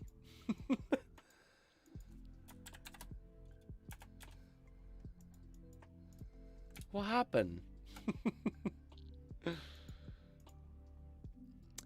I have too many wands. That's usually a good thing though, man. That's usually a good thing. I couldn't get rid of mine. Like I kind of started like slowing down on my picking. And even like I've started dropping wands and stuff like that in town. To reiterate, folks, if you want some free loot, come see me in game. I give stuff away all the time. Speaking of which, go do some apps, folks.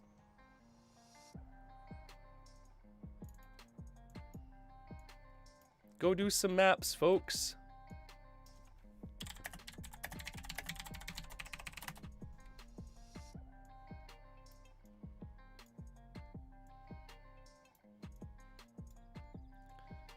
Go do some maps, folks. Go do some maps. Go do some maps. Treasure maps are always fun. Treasure maps can be done at any level.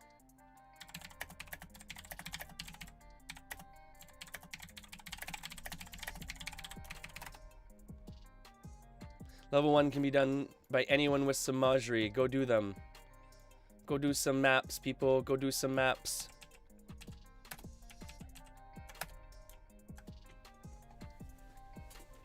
Oh, just surplus the end started yet? No, that makes sense, man. That's pretty much what I'm trying to get through too, right? Like, I'm just trying to, like just work through stuff. Oh, Nick got a sorting macro going. So you're actually, like, sorting through them, like, automated. That's pretty sweet. That's really nice.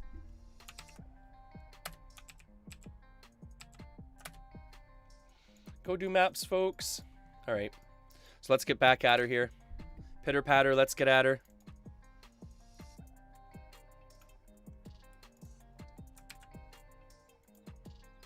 Oh, found a leprechaun. All right. Where is he? Where is he? Up by that shadow iron golem? Great. Great. Oh, I guess maybe I should have checked my regents before I came out, eh? I didn't even think about that. Here I am going out into battle and I don't even have any ammo.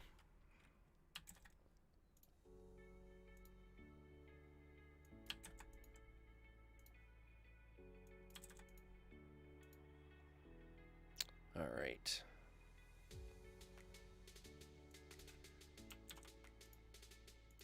Should be good with this here now. Boom, boom, boom, boom, boom, boom, boom.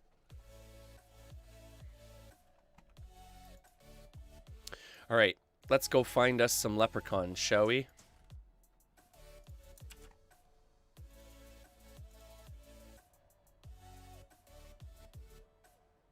See if we can find anything.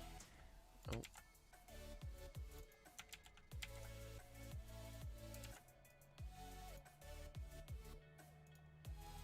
So essentially what this is this is a seasonal quest for anyone just checking out the stream or who is new to UO Renaissance. But this is one of the seasonal events. Aw, really in a... I hate that so much. Oh, is he behind the castle? No. I wouldn't be that lucky, would I? Or is he there? No, I'm pushing something invisible out of the way. He's right there. Okay. This is one of the seasonal events. So essentially you're hunting both leprechauns and Easter bunnies. And if you catch or if you kill a leprechaun, there's a chance at spawning like I guess you'd call it like a sparkle portal. And then you go into a rare dungeon. And then in the rare dungeon, you have a chance at some pretty decent items, pretty decent rares too.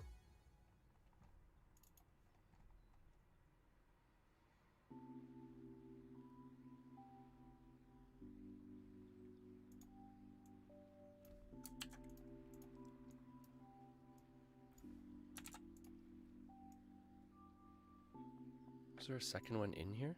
Or was that the one that was chasing us? Yeah, that must be the one that was chasing us. Oh, no worries, mate. Go take care of work. Work always comes first, right? If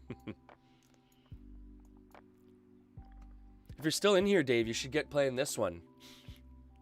This is an old school relaxing game.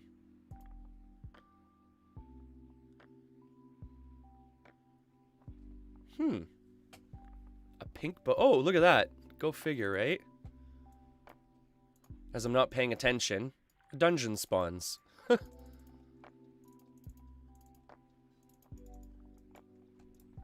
Like I was saying, the last couple mornings I've been having really good luck with them. Both in terms of like just people in the dungeons or not in the dungeons, and then just like in terms of getting the dungeons themselves too. Like, I don't know, I've had really good luck recently.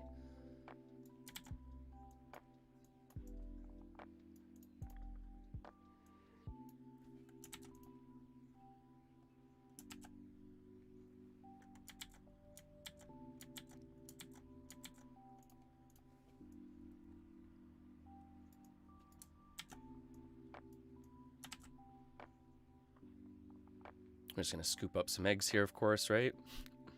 Just in case someone else wants to pop into the dungeon now. At least we got those.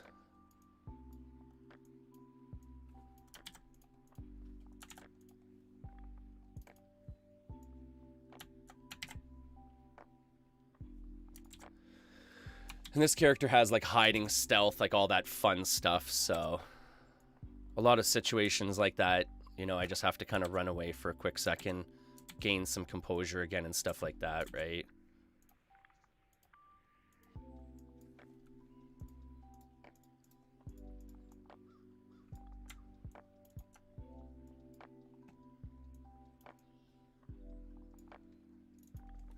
And even a lot of times we've had it where people jump in and stuff like that, either help me out with the dungeons or whatnot. So I'm cool with that kind of stuff too. In some cases I've had it too where people just like leave. I guess they don't want to like impede on the dungeon, but like I don't mind if people help me. Like I said, I'm just here to have some fun on UOR and stuff like that and everything. So I mean, by all means, if like you want to jump into a like one of these, you know, dungeons with me or whatnot, go ahead. Help me out. I got no problem with it. I mean, I've got no problem soloing them too, but I mean, it's always more fun to do something with someone else, right? Maybe? I don't know. I think it's always... Oh! As I get jumped by 3 of them all at once there. I guess I should have been paying closer attention there. But that is the handy thing with this character. Like, if I need to, I can just hide stealth back, right? Because there's one apparently in the hallway, too, of course. Go figure, right? Go figure there's one in the hallway. Let's see if we can just run by him, maybe. Let's see if we can just run by him here, maybe.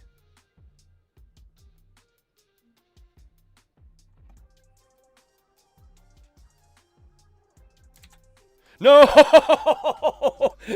Go figure my blade spirit dies like right as I get back to my corpse, right?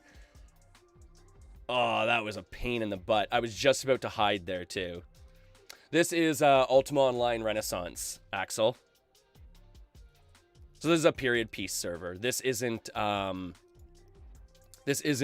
Outlands, which everyone seems to play.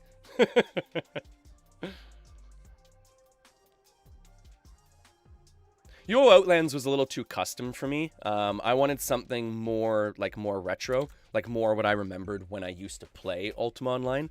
And Outlands just was so different when I jumped into it. It's a great server, but by all means, check out Renaissance here. This is a great server. Are you kidding me, Axel? No, I've never done cocaine. My heart would explode if I did that stuff.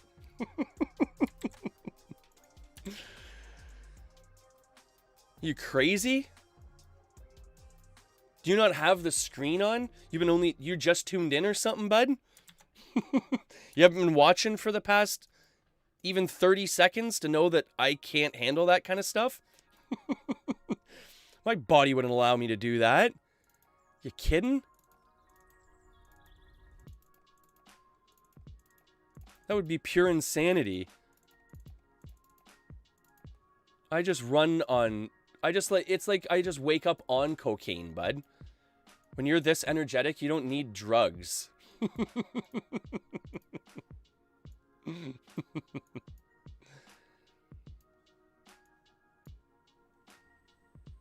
I think my face would move 10 times faster. No way, man. Is it possible to move faster than I already move?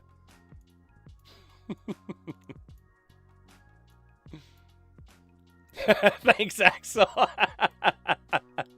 Right back at you, bud.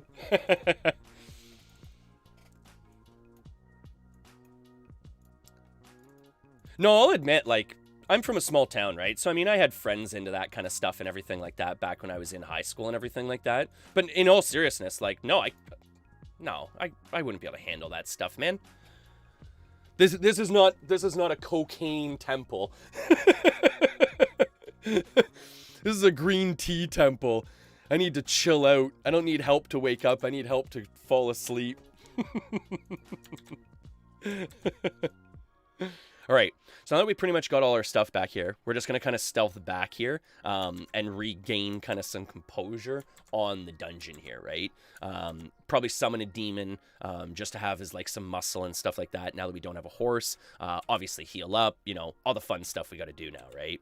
Now that we've lost our our momentum there. Must have got shit or sugar. You know what's funny though? I used to always joke when I was at work and stuff like that I used to run on caffeine and nicotine. I used to run on the eens, but no cocaine. Is that... But no, I always used to joke that I just run on caffeine and nicotine. Since lockdowns and stuff like that, I have actually quit. I have quit smoking, but I still do drink a lot of caffeine, I will fully admit, which I know probably isn't the best for me.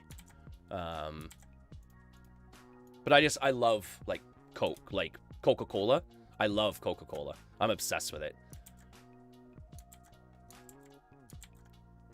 My girlfriend got me a case of root beer. I think she's trying to tell me something. It's caffeine-free. Yeah, so right now we're doing an Easter, this is both an Easter slash, like St. Paddy's Day event. So essentially what we're looking for in the Overland is these, the leprechauns. And with the leprechauns,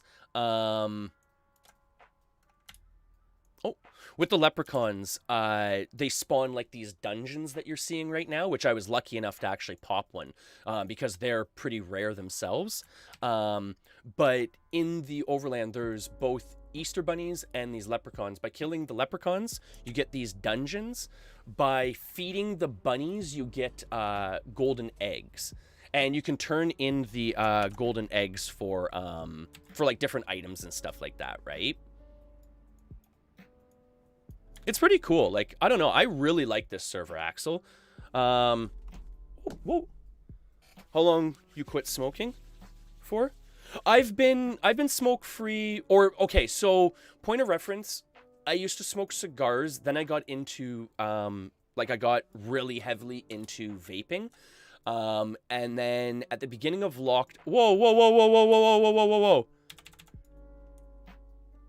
Really, man? Really, you're gonna do that to me? You're gonna turn on me like that? Then at the beginning of lockdowns, I quit smoking, more or less to save money and just to kind of be as healthy as I could with everything going on. So I mean, I guess it's been a year now. It's been about a year since I've been smoking. So not too bad. And I mean, don't get me wrong. It's hard. Don't get me wrong. But you know, with my girlfriend here and stuff like that, you know, and her little guy here, you know, I felt it was the right time, right?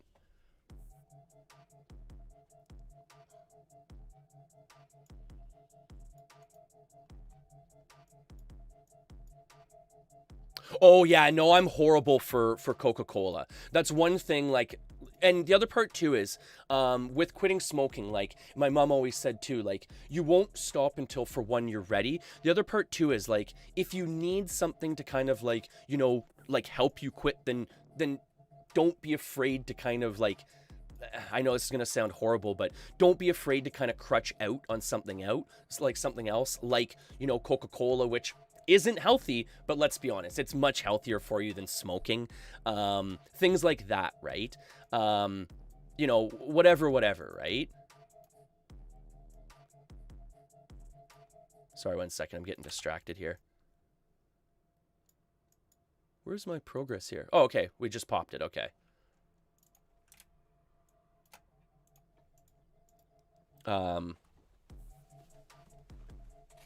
But yeah, I mean, you know, like, just do what you're gonna do if it's healthier than whatever you were doing. Like, for an example, like, people always used to like, oh, well, vaping isn't healthy. And it's like, yeah, but in my opinion, it's probably a lot healthier than smoking cigars. So that was my thing, right? To help me get off cigars. And then once I was ready to get off of, like, vaping itself, then I moved from cigars or vaping to nothing, right? Or to Coca-Cola, which again is not healthy, but it's healthier than vaping, than smoking, than anything else like that, right? So I mean, you just kind of got to go with the lesser of two evils in most cases, right? That's the main thing. Go with the lesser of two evils. Okay, we still got 12 minutes here. Okay. Let's get this boss popping here. Crutch with, you know, okay, you know what, Axel? There you go. You know, I don't do cocaine, but I'm quite open about the fact, like, I will dabble in the doobies. I mean, I'm Canadian, right? So, I mean, we're allowed to. But no, and again, lesser of two evils, right? You know, you can watch the things happen firsthand. Like, I've seen it firsthand, not on YouTube watching videos, you know, this and that. I have watched, you know, people go from being almost non-functional with Tourette's, with schizophrenia, sorry, with epilepsy or seizures and stuff like that, and then go from like not being functional to being functional. Like, it, I don't know. Again, lesser of two evils, right? Exactly, and that's the thing too, right? It's just stepping down, right? And then eventually you get to the point where you're completely, you know, completely clean of everything, right? Because even that's the other thing too. Like, I don't drink. I haven't drank for years upon years, like alcohol.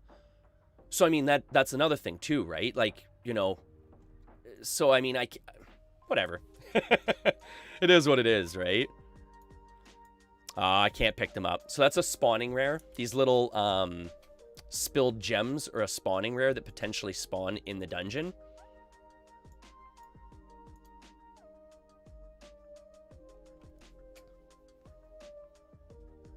Well, that's the thing too, right? Well, let's be honest here, Axel. Let's be honest here.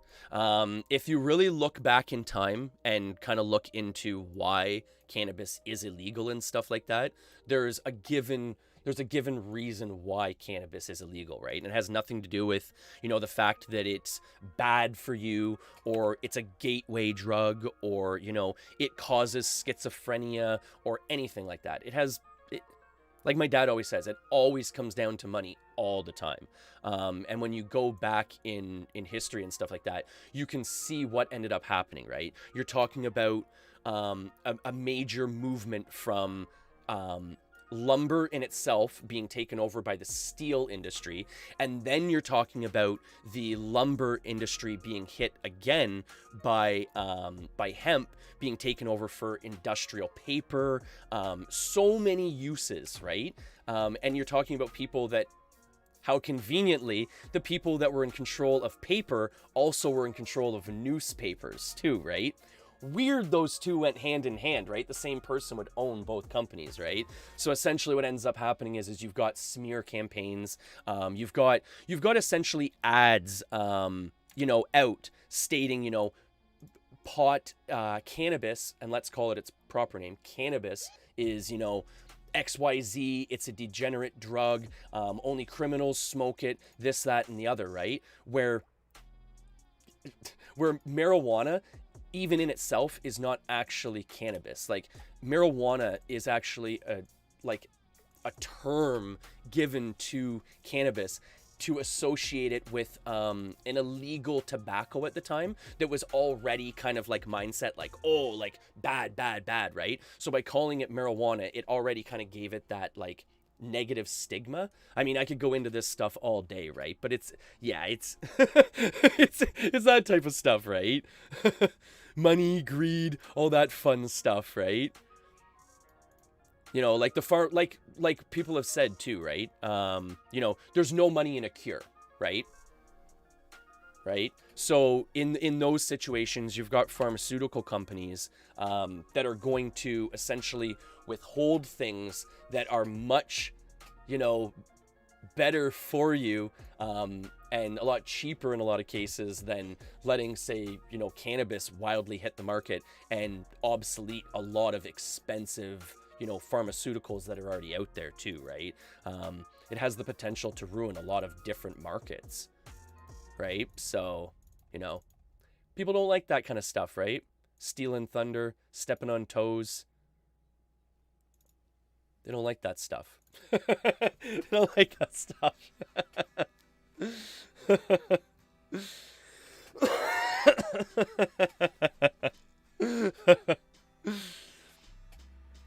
Well, it's not even so much that I'm passionate about it. It's just more or less like I've done the research. Like I really like to read about things, especially like that. Knowing where things come from, knowing the history of things. Like I'm a big person on like turns of phrases, like learning where certain sayings come from and derive from and stuff like that. So like something like cannabis use and stuff like that, because there is such a negative stigma against it. Like it's so interesting to actually learn about and read about, right? Because it, like, when you actually like really learn about it and stuff like that, and you don't just, you know, look at a couple hype videos that have someone like smoking a doobie and then like, you know, saying, oh, I'm gonna kill myself, like, you know, because apparently it like makes you do weird things like that. You know, you realize that there's a lot more to it, right? Like it can be used industrially, like you said, through hemp products. Even if I'm not mistaken, don't quote me on this, but I believe, if I'm not mistaken, in the early 1900s, or maybe a little bit later, I want to say Henry Ford built an entire car out of hemp. And what I mean by that is the entire car, the fuel source, the body panels, everything virtually out of hemp, right? It's that universal. Etymology, not a word I'm ever going to remember. Oh yeah, but it's true though, right? Oh, sorry, I get what you're saying now. Googling a word like entomology, not a word you're ever going to use, but just knowing where it comes from, right? And even like weird little things like, one of the things I was always kind of wondering was when people use the term, oh, she's a doozy, right? And I was always kind of like confused on that. Like, why do people, you know, refer to things as a doozy, right? So this is kind of a neat one, Axel. So where it essentially comes from is, and I mean, you might know this yourself, but essentially what happened is in the, I guess, back in the day, they had Duesenberg cars, right? And Duesenberg cars were very like not gaudy per se, but very well-known, like well-recognized cars. Like when you saw one driving down the road, like you knew, like, that's a Duesenberg, right? So you might get where I'm going with this. So people would be, oh, that's a Duesenberg. Like, oh, okay. Oh, look at that one, right? And then from there, it kind of stems into, you know, shortening it, right? Because everyone wants it to be a little bit more, you know, flashy, a little bit more punchy, right? So eventually it gets shortened to, oh, you know, that's a doozy, right? And then it started like, you know, progressing into just a universal slang term, you know, oh, that's a doozy. Just meaning essentially like, you know, built up, flashy, you know, recognizable, right? Like, oh, that's a doozy. Like, and then it just kind of like, you know, from there, you use it universally now, right? Like if you take a big spill down a hill or something like that, like, whoa, that was a doozy, right? Like, but yeah, that's where that term comes from, is from the Duesenberg car company back in the day, and just shortening the term down to be more punchy and more universal for slang. I thought that was really neat learning that. But there is some cool stuff you can learn by reading, folks. You can learn some neat facts. So, for point of reference here, folks, we're doing super, super well with the events here. So these are the seasonal Easter events, as I was saying. This is the Easter and St. Paddy's Day event with the... I'm going to open it up here for a quick second here. Since we just completed that one solo, we'll take a quick breather here. With the event, if you kill leprechauns in the overland, they have a chance of spawning a little sparkle portal. That's where we just came from, folks, was one of the little sparkle portal dungeons. It's pretty rare that you get them to yourself, but the last couple mornings we have been getting them to ourselves, just because the morning time is a little bit slower on this server. And then with the rabbits on Ultima Online Renaissance, you have the chance to either hide beside them or stealth up to them. Stealthing's obviously easier because you're trying to feed them a carrot without aggressing them. And if you feed them a carrot, then you get these nifty little gold eggs. The gold eggs are worth 5 points each. The regular blue eggs, whatever hue, are worth 1 point each. And essentially at the end of the event, there's going to be a tally done to see who gets the most eggs. And on top of that, you can also turn the eggs in and get rewards for them as well. You can like essentially use them as like a currency while the event is going on, or not while the event is going on. I read a message last night from the developer, Telemon, who actually said the Easter event vendor will be going live after the event. So just for a point of reference for anyone that was wondering about that, the event vendor will be going live after the event. So store up your points, save up your points, do whatever, and then get ready to buy them after the event is down.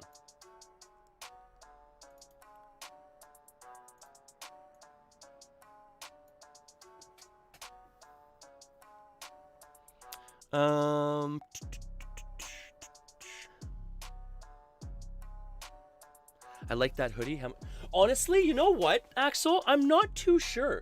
This hoodie here, actually, my girlfriend actually bought it for me. It came with like matching track pants and stuff like that. It's super, super comfy. In Canada, wait 1 second. You know what?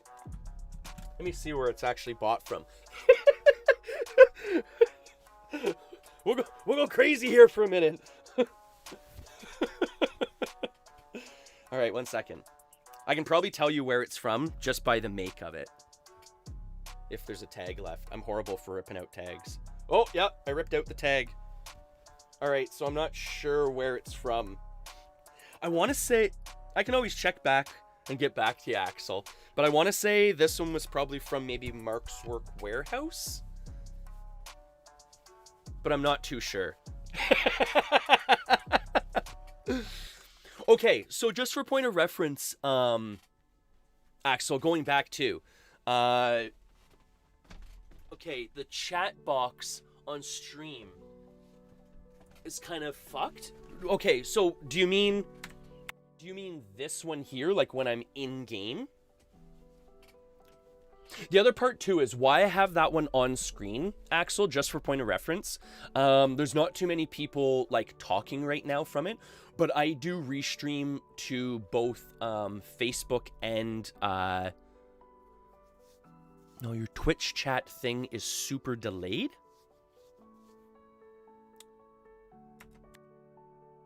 Do you mean the actual like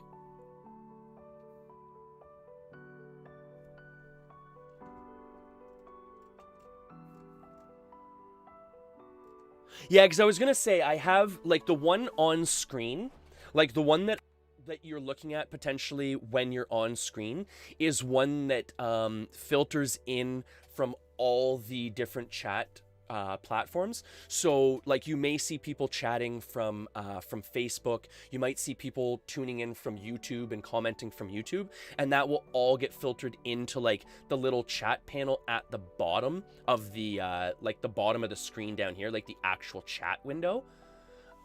So if there are people tuning in from Facebook or YouTube, you'll see them chatting as well. Whereas if you're tuning... Oh, sorry, choked up there. Whereas if you're tuning in from Twitch, obviously you'd only see it in the Twitch panel, like Twitch chatters. So I put that panel up there just to kind of bring everyone together there. Ooh, that's actually a really cool looking character.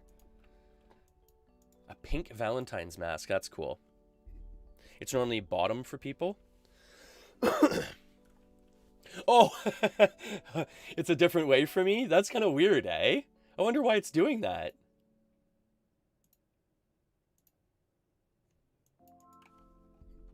Yeah, I don't think I have it, like, actually set differently. Like, to work differently. But who knows? Anything's possible, right?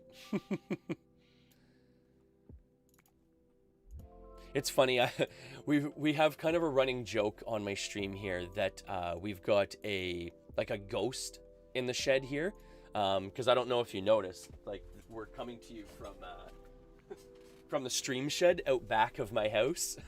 I'm not inside my house right now, so we have a shed ghost here, and our shed ghost's name is Frank from Donnie Darko. And he likes to mess with us. So every once in a while, you'll see the door open or close. You'll see just weird things going on. And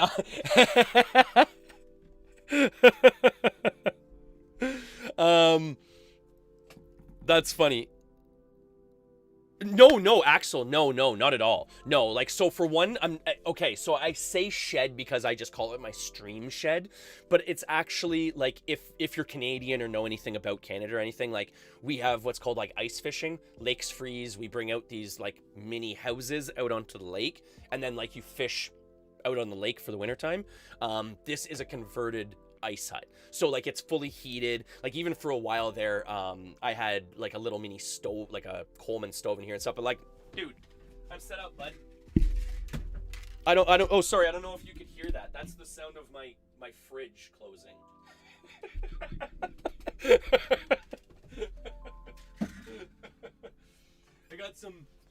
I got some cheese strings in my fridge. You want a cheese string?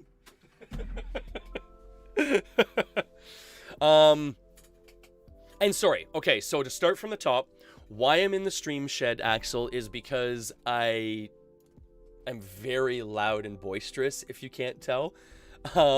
So most mornings when I do get to stream, it's generally before my girlfriend and her son are awake in the house, and my house is really small, so I converted the stream shed, or the shed here, into a stream shed. So now I can come out here, be as loud as I want, do what I want, not have to worry about waking them up in the morning time. And then close to a lake? Yes, very close to a lake. I can walk out my front lawn here and look down the road and see the lake from my yard. So like I'm probably, I would say, 300-400 feet from a local, like, big lake. Like, put it this way, in the summer, well, not recently, but in past summers, it got busy enough around here that people would offer me money to park on my lawn to go use the beaches that are close by, right?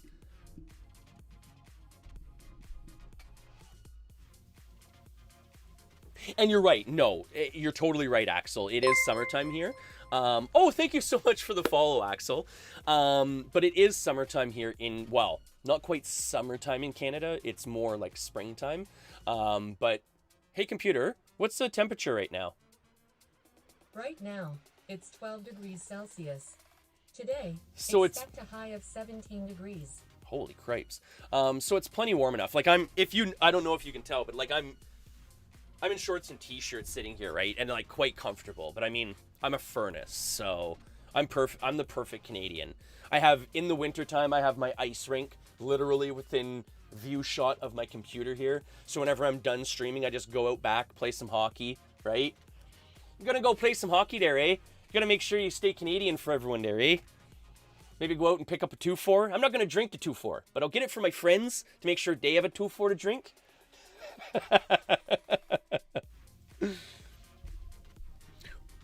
Oh, see, where are you from then, Axel?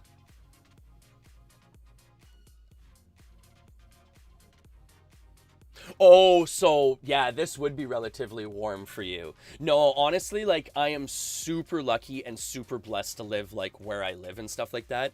I live on like a tiny little dirt road with a nice big piece of property, like a small little house, but a big piece of property. So in the wintertime, I have like an ice rink out back. I build up like a little toboggan hill for the kids and stuff like that. Like even this past winter, we actually put a post out on Facebook and stuff like that to essentially allow like families to stop by and like book ice time with us and stuff, because everything was on lockdown, right? And we still wanted people to be able to get out of their houses and still stay active and everything, like my girlfriend and I. So we put a post on Facebook essentially allowing like local community members to show up, but under schedule. So like one family would be there at a time to keep everyone separated and stuff like that. We had a fantastic turnout. We had some donations from people to the local food bank. We had the local hockey club show up and give us some support. It was super awesome, Axel. It just snowed a few days ago. What? Honestly though, Axel, it's funny you missed it. We were just talking about how unseasonably warm this is. I haven't experienced an April like this in probably almost going on 9 years now. Generally, the lake is still completely frozen over at this point, and we used to smelt fish back in the day, my dad and I. I like to jump around in conversation a lot.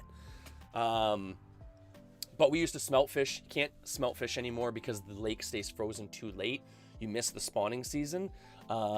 This is the first year, though, in almost 9 years that you would have been able to smelt fish because the lake is thawed out and almost getting warm. It's unseasonably warm this year. We're getting really lucky this year. I guess Mother Nature is finally like, you know what? You guys have had it hard. We'll give you a break. Because, like, Canada is getting hit hard right now with, like, all the COVID and stuff, right? Like, we're, in terms of, like, numbers and stuff from what I saw recently, like, we're almost starting to, like, hit, like, over and above, like, what the United States is hitting for infected and stuff like that. Like, it's getting wild, right? I've been with my girlfriend we just hit our two year, March 17th. I'm super wily and smart. And we started dating on St. Paddy's Day.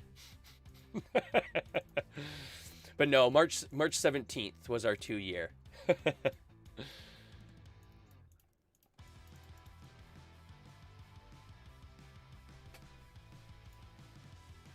Weather has been crazy for like a year. I'm not heavy into conspiracy theories, but maybe I should be. Oh, I certainly did. Well, actually, no. Her favorite color is green, so I didn't have to give her a pinch on St. Paddy's Day. Because isn't that the thing? If you're not wearing green, you get pinched, isn't it? But if you're wearing green, you don't have to get pinched, I think is the way it goes. I'm not arguing. You would know. Yeah, that's her favorite color too, Axel. Her favorite color is like the deep forest green. I look blue. Hey, computer. Good night. Okay. Is that better? Hey, computer. Let there be light. Okay. Hey, computer. Turn lights white. Okay. Hey, computer. Turn lights halfway. Okay. There we go. And sorry, my favorite color is red, actually. I'm a weird guy. I'm a weird guy that way. I don't know too many guys where their favorite color is red, but my favorite color is red. Like fire engine cherry red. Heal potion red, right? Heal potion red. You gotta have the heal potion red. Oh, and by the way, I don't know if you got to catch it earlier. Hey, computer, good night. Okay. But make sure you because you're gonna apparently take a break here, make sure that you take a RGB potion with you for the day, okay? The RGB potion is to keep the lag away, okay, Axel? So if you feel any lag coming on or anything like that, hopefully not. But if you do, take a sip of the RGB potion, and then you'll be cured of all your lag there, bud. Hey, computer, let there be light. Okay.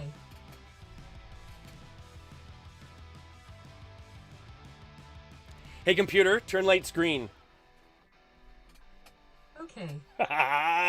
It's spooky in here now. You know what does look cool though? Like the lights on with just like dim white, like kind of like that. I do like that. It looks spooky. Oh, you thought most men would like red? No, I think like standard men favorite color is like blue. I think in a lot of cases, like if guys don't know their favorite color or don't have a favorite color, they just say blue. But it seems to be like blue, green, and like black. I know black's a shade, but whatever.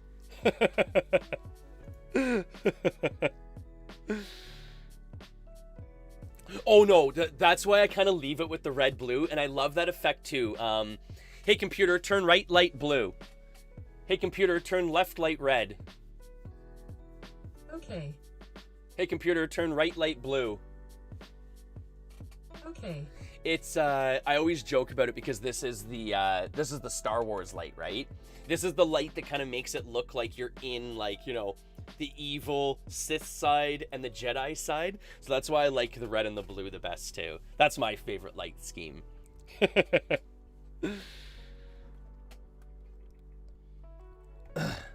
And team colors too, yeah. Alliance, Horde, you know, both Halo, Team Red, Blue back in the day. Those videos were hilarious, by the way. But yeah, just so many different schemes behind red and blue, I find. Red and blue is just so classic. All right. Well, that was actually a pretty good dungeon we got done there earlier.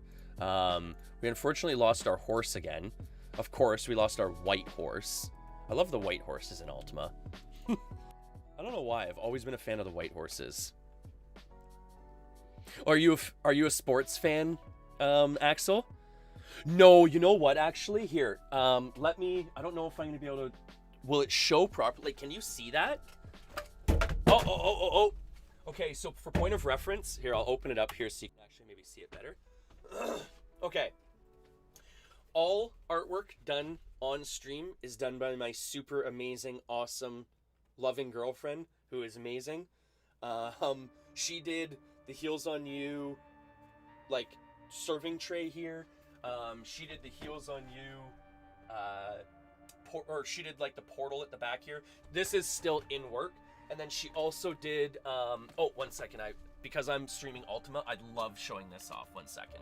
So this is my Ultima Online potion wreath here, folks. And if you notice, if you're an Ultima fan, you've got your agility, greater agility. You've got refresh potions, greater refresh. It's all the actual potions from Ultima Online that she did up. It's super, super cool. Like, she is such a good artist. She did like all these decoupages at the top here and stuff like that. Again, one time, what I'll do is in the future, I'll plan for it because my stream camera always seems to like mess up. But one time in the future, I'll do like a shed. What do you call it? Like a tour. Also too, I always post pictures just for point of reference. For anyone that wants to ever check them out. Like, I always post pictures of the stream shed on like Facebook, my Discord and stuff like that. So if you ever want to check pictures out there and stuff like that. It's funny too how much it's evolved over, you know, a short period of time.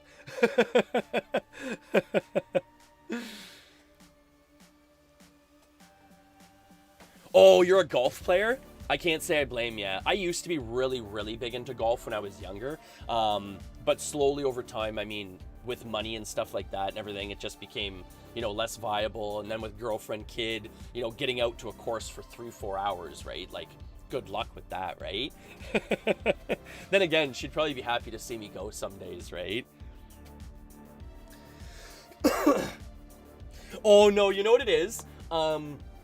We, like, when I first got into streaming and everything like that, we kind of argued back and forth like what healing colors were, because in like a lot of games they use green as like the, you know, the support color, but then in a lot of other games green is poison. So it's really hard to kind of go back and forth. Like, I think universally red is usually the healing potion. But I know in, like, for an example, like World of Warcraft, like I've got this World of Warcraft, it's just kind of like randomly hanging here. Actually, it's weird. But like in World of Warcraft, like that's the healing symbol. Like that's the support symbol to let people know that you're a healer in a group. So like in certain games, it can almost be argued that it would be like a green color. So we went with green there, and I just, honestly, I really like the way the green pops. Like, green is such like a comic book, like, poppy color, and we wanted to make it kind of look like comic booky. Oh, it's hanging the wrong way.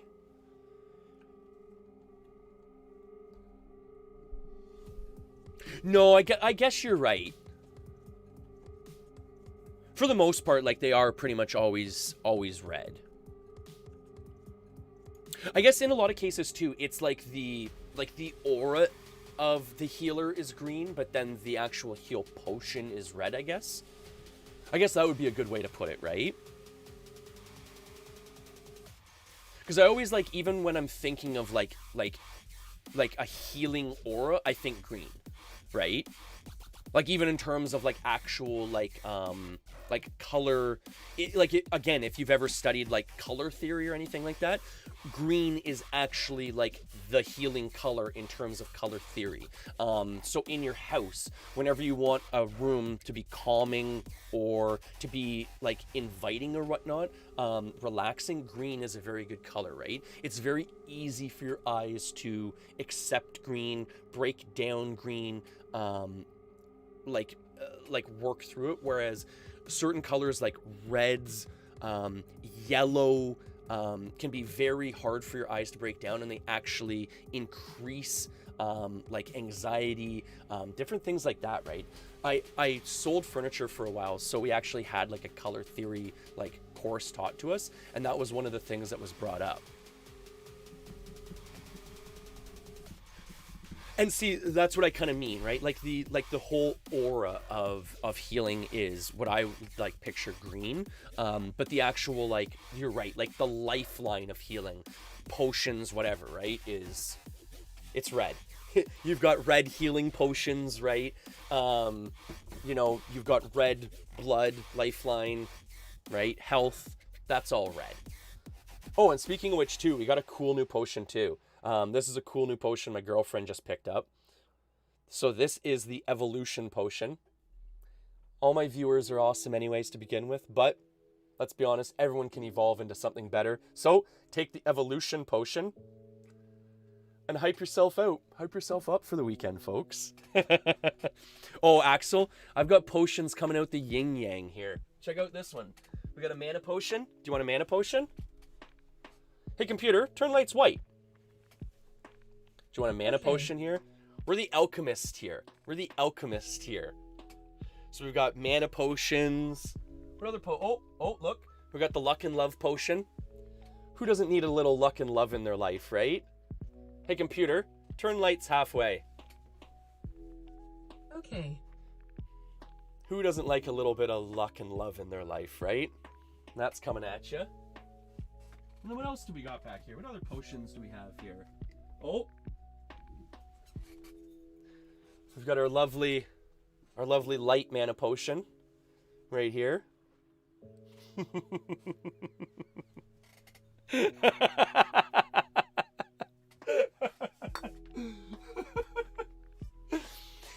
Make sure you tune back in. I'll be doing an auction on the mana and the health potion later, Axel, so make sure you tune back in for that auction, right? Hey computer, turn right light blue. Okay. Hey computer, turn left light red. Okay.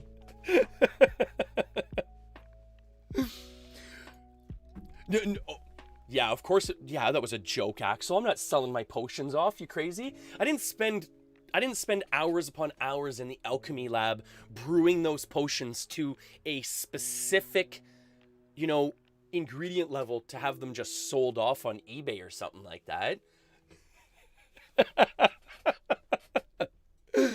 What do you think this is? Who do you think I am, Jeff the Liquidator? I hope someone out there got that reference. I really hope someone got that reference. That's like a really famous, like, I don't know if it goes further than Canada, but that was really big in Canada for a while. And it's about this guy that's like just the greasiest salesman ever in time. And he sells virtually anything and everything. Like, he would sell his children the sneakers on his feet if you gave him the right price for it, right? Oh, snake oil salesman through and through, Axel. But I have to admit, like, he sells cool stuff in a lot of cases. But no, he's just such a greaseball. Like, even in a lot of cases, he'll be buying something from someone. In front of the person that he's buying it from, he's on the phone, flipping it to the next person, and virtually, like... virtually staring through them, like penetrating them, like, yep, I just screwed you right in front of your face that you could have sold it for more. Like, oh, it's brutal. Oh, he would be jealous of the bathwater for sure. Definitely jealous of the bathwater. But okay, hands down, I don't mean to sound like a dick, but if there are people stupid enough to buy clear water that they think is actually from that chick's bath, then hands out to her. She is a marketing genius. I'm not gonna try and steal away from her and badmouth her in any way, shape, or form. Like, if she wants to sell out like that, be my guest. But like, that chick is a genius. She is ripping people off left, right, and center, and willingly too. Like, her boy, you know what? Good for him. Good for him. Like, I mean, they're making a killing off that girl. And I mean, in a couple of years, she'll be done and whatnot, and then they can just retire, right? Like, yeah, I mean, and you know, if people are stupid enough to buy into it, then let them buy into it. I mean, whatever. I'm not going to be that person to start, you know, bad-mouthing other people for how they want to, you know, conduct themselves and stuff like that, right? Like, I don't think I would ever go so far as to start selling my bath water, selling out that way. I don't think anyone would really want to buy it anyways. But on that note, you know, like, if someone wants to, whatever, right? All the power to them. If people are stupid enough to buy it, then go for it. I would do it easy. If I could, I would, but I can't. I'm pretty realistic about who and what I am, and I'm not bathwater selling material. I'm pretty realistic that I've been told quite a few times that I've got a face for radio. And you know what? I'm okay with that. I'm quite okay with that. I'm more mad at the people that buy it. Well, you know what though, at the same time, like, they're just foolish, right? Like, who cares if they want to buy it? Waste your money. Go ahead. Go ahead. Be my guest. Be my guest.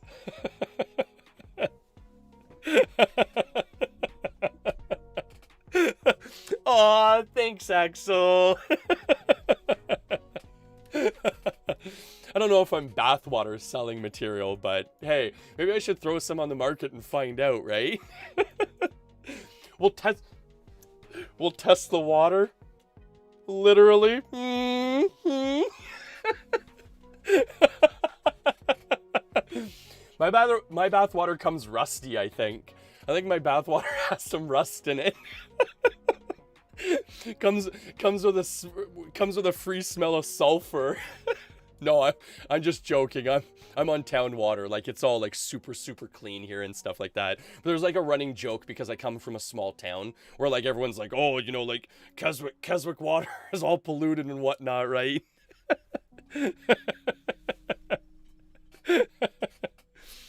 That's the Dr. Evil Pinky. Do you not get that reference? That's the Dr. Evil Pinky. Whenever you have like an evil plan. $1 million. Oh, that's funny. All right, let's see if we can maybe pop like one more lep here, maybe. Let's see about this.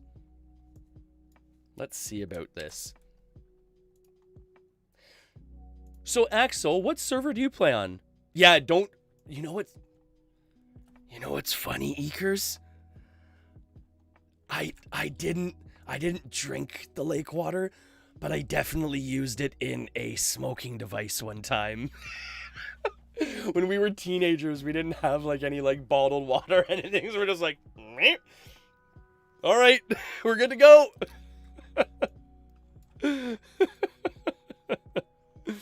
Yeah, Eekers plays this server with me. He's in my guild.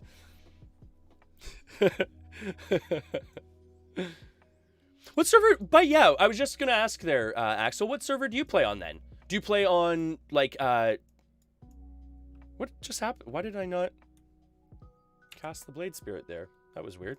Do you play on... I'm gonna take a wild shot in the dark with a 50-50 guess and go, you play on either Outlands or UO Forever.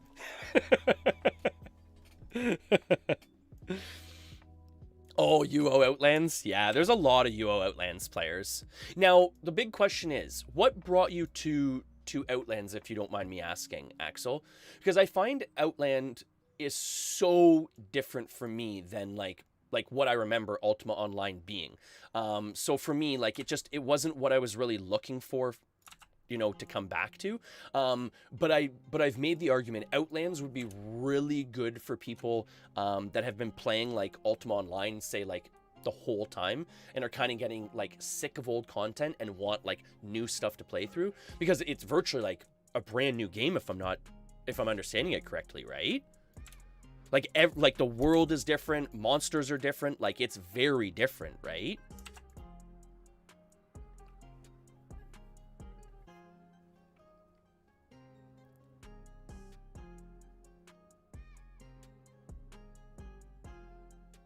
No, you're right. Fresh is nice sometimes. My thing was I wanted something, like, because I was coming back after a really long break, like, I haven't played Ultima Online since, like, you know, like, the mid 2000s kind of range till maybe, like, you know, 2000, I think 9 was when I quit again. So almost 11 years ago, right? So for me, I wanted something like very similar to what I left, just, you know, to feel comfortable to just jump into, right? And this was perfect for me. Ultima Online Renaissance was like, you know, I've said it before and I'll say it again, was like the mac and cheese for me of like, you know, Ultima Online. You know, it's comfortable. I can kind of make it with my eyes closed kind of thing. Like, it's easy breezy, right?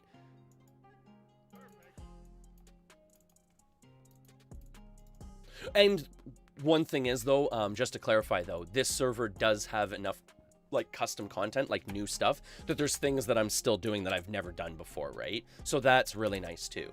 The pirate system is nice and built up on this server. There's some additional levels of treasure maps you can play through. The seasonal dungeons and, like, seasonal events are really cool. It's a well-developed server. I really like it. And I mean, by all means, if you ever want to check it out, Axel, just to have some fun in, you know, to spread the wealth or whatnot, across a couple different shards, we'd be more than happy to get you started here and stuff like that. I'm always offering to get people started on the server if they ever want to just try out the content or whatnot too, right?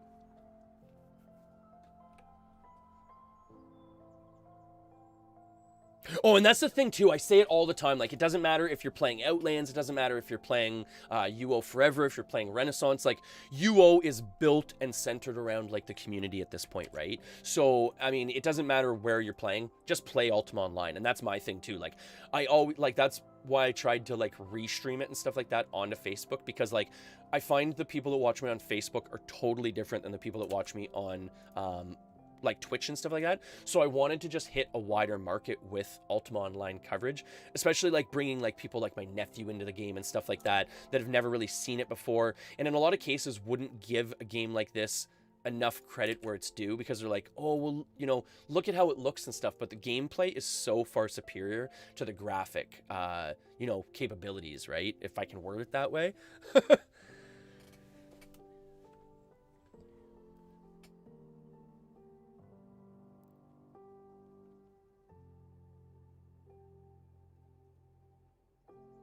I use Facebook. I'm an old man, right? So, I mean, I still use Facebook here and there. And the other part, too, is, like, I do, as I was saying earlier, when we were talking about, like, the chat channels and stuff, or the chat log and stuff like that, I restream to like, Facebook, Twitch, and YouTube, and Twitter all simultaneously. So potentially people from my Facebook page, like old friends and stuff like that, might see me playing Ultima Online. You know, people that might have played it themselves and, you know, didn't even know it was still an available game to play and stuff like that might see it. So again, I'm just trying to touch like the widest audience I can. But I do use Facebook for streaming and stuff. I was going to go Twitch affiliate probably reasonably soon, but I hadn't quite made up my mind. Like, I just like the fact, because I mean, I'm not really like too much into it for the money.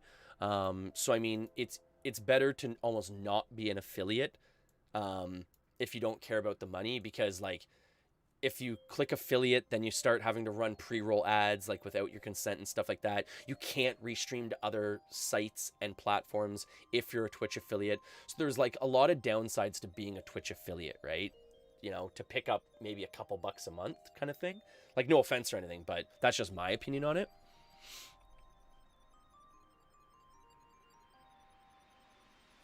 Oh boy, Axel, I've been playing since pre-release. Like, for an example, I can remember when bank boxes, like the bottoms, were true black, and people were complaining, because even if you notice, there's like true black on the sides, but people were complaining that they were essentially like losing their glitched out clothing, because in the beginning of the game, if I remember correctly too, you weren't supposed to be able to get true black clothing. Like, there weren't true black dye tubs, but people were getting it by like killing NPCs and stuff like that. Long story short, people were complaining that they couldn't find their like black clothing at the bottom of their bank boxes, so they put it to this like velvety color. But I've been playing a long time. A really long time. Started on Dreckenfels. Started on Dreckenfels way back in the day, when my buddy and I first started getting into it, because my buddy, his dad was actually like a network specialist or like a network guy for like Bell or something like that in Canada. So he was like really tuned into like the whole like gaming internet thing when it first started like taking off. So we started on Dreckenfels. From Dreckenfels, we started watching like all the Adam Ant comics and stuff like that. Big huge shout out to Adam Ant, awesome guy. And then from there we jumped to Napa Valley to be part of the Gull like guild and stuff like that, Guardians of the Undead Lords. It's a role-playing PK guild that would protect like liches and stuff like that. Long story short, from there kind of quit playing Ultima Online for a very long period of time, and then after that period of time I actually came back to play on Angel Island, which was actually Adam Ant's personal server that he was running at the time, which was a very heavy roleplay / PK / PvP PVM server, and played there for I think about a year, and then quit again for quite a time. I guess I played there for about 2 years, and then quit again for a long period of time, and now I'm here. Yeah, True Black is kind of like the fan favorite. It's, you know what it is though, it, like, no offense, it's like the budget favorite, right?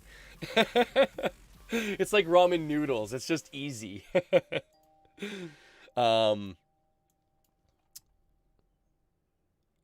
So you were pre-launch to Catskills. My brother forced me to mine when I That sounds like me with my sister. So what I had my sister doing in town was, I had my sister just running around town, essentially just scavenging items from like from Brit Bank.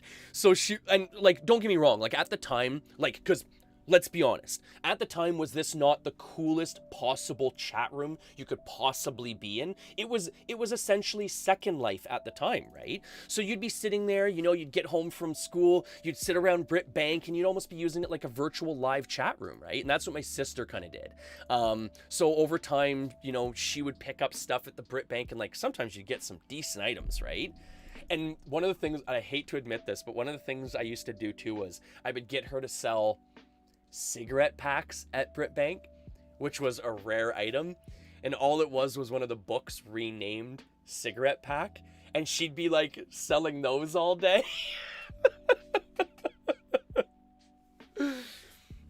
Oh, you were in a guild with Adam Ant's brother? He called himself Slug?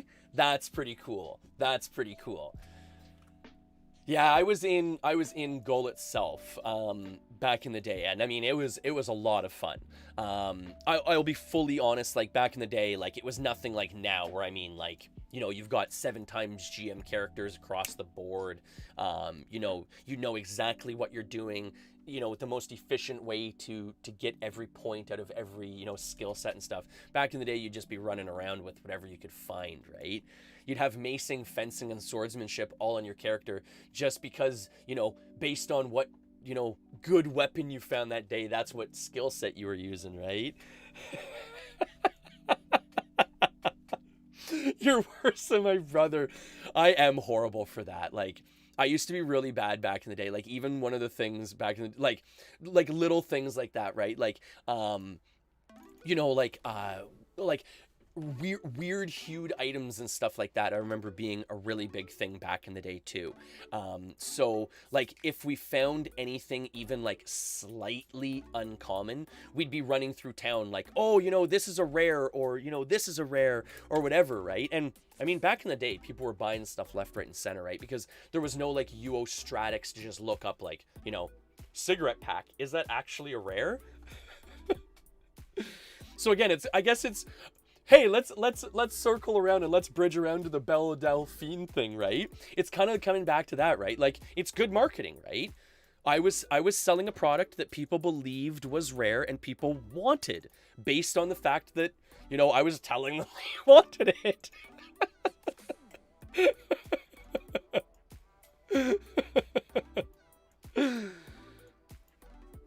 But yeah, I was pretty much selling bathwater back in the day. Now that I'm thinking about it, I was an early bathwater salesman. You know what? Maybe I'm the evil person that sold Bella some evil cigarette packages, and throughout her entire life, she's been vying and building up millions of dollars to break me down. I'm gonna get that snake oil salesman.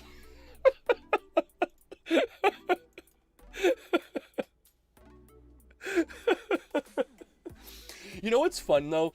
You know that is true, Axel. Games can be a lot more fun when you don't know what's going on. Like, and that's what was so fun back in the day with Ultima at the time, was essentially the unknown of it, right? You'd be running through a dungeon and you'd see something like a creature, something you hadn't seen before, and you'd be like, you know what? Let's see if we can take this out. I don't know if I'm going to be able to kill this. I don't know if, you know, like I'm strong enough to defeat this, but let's try. 2 hits later, you're getting flame striked, right? Oh, that's a caster. Stay away from them. Okay. Because like we were just saying, there was no, you know, when it first came out, there was no UO Stratix. There was no YouTube where you could watch walkthroughs all day, right? And just figure out what you had to do. You were just winging it the whole time, right?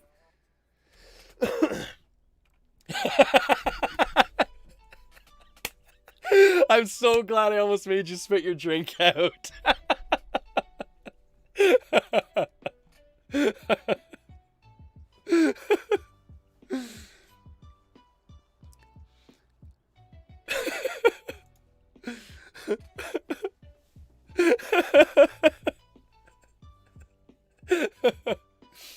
So, like, back in the day, like, I mean, we're talking way back in the day, right? Where we had one computer in our house. So essentially it was one of those situations where my sister and I would both want computer time. So it was like this, like, to this day, I don't know if she knows what the real hidden, like, thing behind it was, but essentially I almost used it as, like, a way to kind of get computer time through her.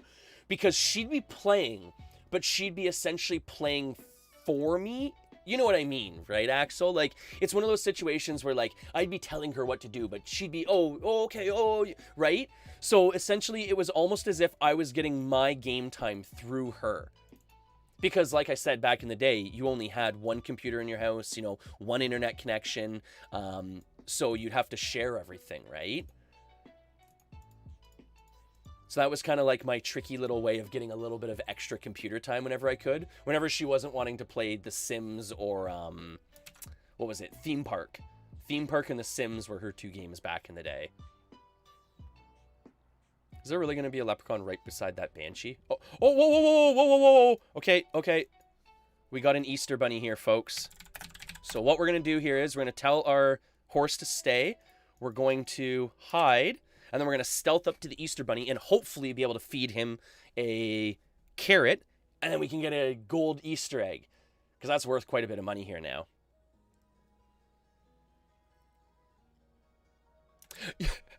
His kill list? That's so funny. He had a little kill list too. I think every UO gamer back in the day had a little like a little strike list, right? Like, you know, do not cross this person or kill on sight. Oh, the bunny's well fed. Oh, that sucks. Okay, so the bunny's already fed, but that's fine. We'll be able to pick up these eggs here at least. So that's pretty cool. And then we should be able to, I think, kill that leprechaun too, because he's far enough away that we should be able to get him without aggroing the bunny. Because just for point of reference, those bunnies are vicious. Like, they'll kill me for sure. It will spawn a fluffy dragon, which is way beyond a regular dragon's skill set. Okay, so there's a leprechaun. We'll drop him. Sorry, I just want to get caught up on the chat here too while I'm gonna be killing this here too. Sorry, Axel. Yeah, people, the crossed paper, that's what I was getting at. Like, the piece of paper that would, like, give you the list of people that that either you don't want to mess with because they're either, like, you know, they were the 7 times, right?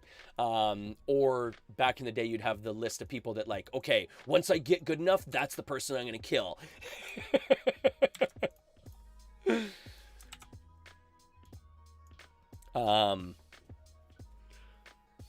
No, but I had fun when I was doing what my brother told me to do. And that was the other part too. Like I said, like, it didn't matter back in the day because this was the pinnacle of gaming for the time, right? Like, this was essentially a live chat room where you could go in, you could control an avatar, you could walk around a town, you could chat with other people.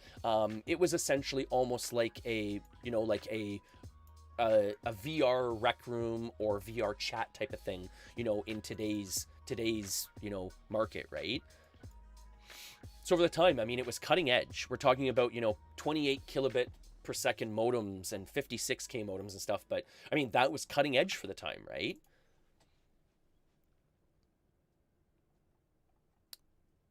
Oh, 1 second, I just gotta pay attention here for a quick minute.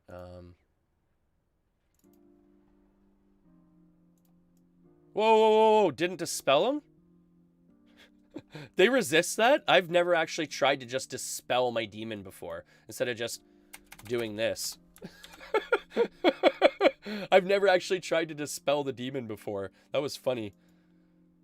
Live and learn, right? I guess it's because I don't have eval on my character either, right? They'll just resist that stuff.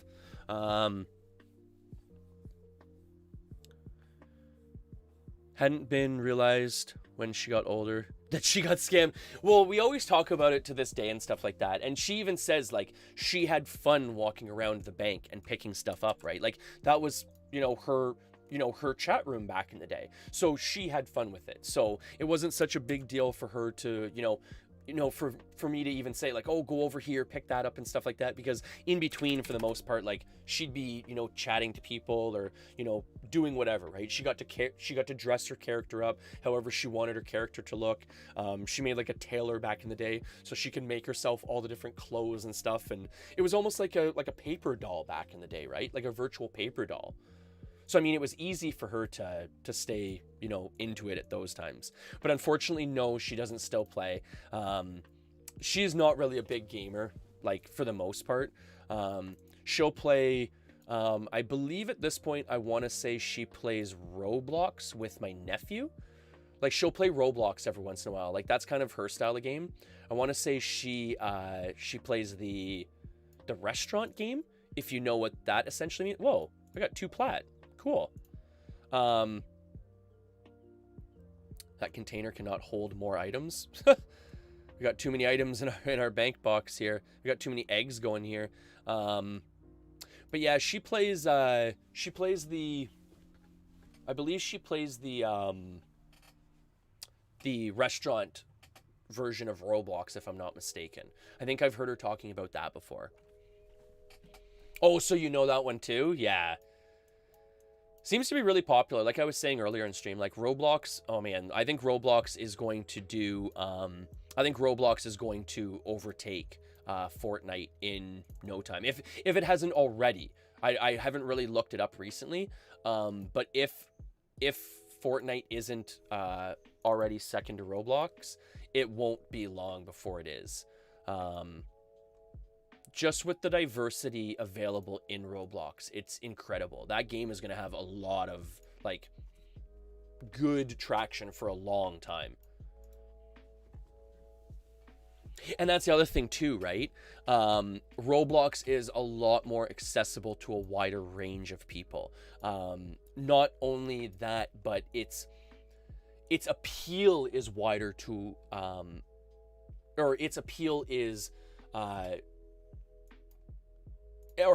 it has a wider appeal to a larger audience, because essentially the different types of gameplay, the different forms of creator content and stuff like that. Like, yeah, you've got like the creator center in Fortnite, but it's nothing compared to Roblox, right? I mean, the developers and stuff that are developing for Roblox compared to like creators creating for Fortnite, I mean, it's night and day, right? You have actual legit programmers programming for Roblox, whereas the creator studio in Fortnite is just kind of like something to just kind of almost just play around with, in my opinion.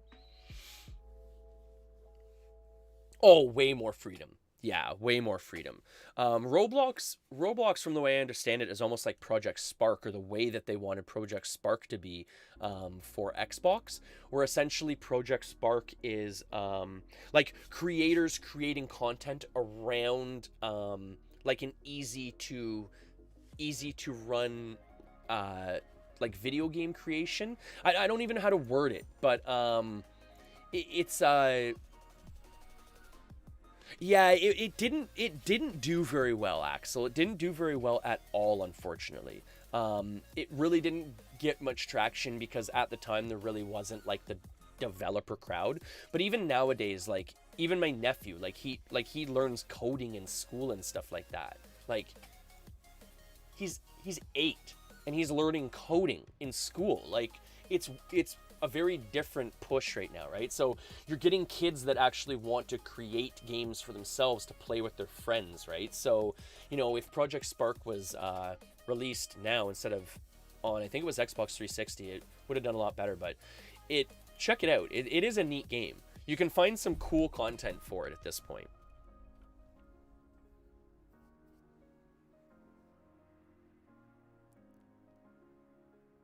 Yeah. Coding at 8 years old. It's not like, I'm not talking about like using like hardcore if and then statements and stuff like that, but we're talking about like the progression of coding, right? Learning more or less the order of coding, which in my opinion is almost more like the understanding of the basics of coding is almost more important than coding language, in my opinion. Just learning how coding works, like where statements should be in what order to make things work and stuff like that. And that's what they're learning about, right? Like essentially what it is if I understand it correctly, because he was doing e-learning here for a while and I was watching him, but what it is essentially he's got like 4 different like predetermined like statements that he needs to order to make the program like run. So he's like ordering his coding. So it's predetermined coded statements that he is like ordering to make the code work. It's really neat what they're teaching. Yeah, I did a bit of, oh boy, I don't even know what it was back in the day now. I want to say it was C++ back in the day, but I don't know. But I did do some computer engineering and stuff like that with coding and stuff like that. We learned how to program like some light text-based games, because even at that time, like visual-based games weren't like as big as they are now. Like we're talking about like StarCraft being one of the biggest and, you know, brightest games at the time, right? Yeah, we learned some light coding in high school. My age group was like the first generation really that was like the hard push, in my opinion, for tech.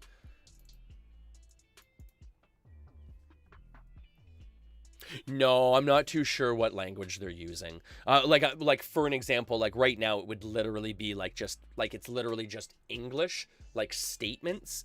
that they're just placing in order to make like it's almost like maze creation or maze filling in, right? Like they've got a first statement and an end statement, and then they have to kind of like rearrange the middle to make the code flow. Was the way it seemed to be working from what I was looking at. But it was really neat. Okay, so we're gonna try one more spot here before we start heading out here. So I should go hang out with my family for a little bit here, just to let them know that I'm still alive.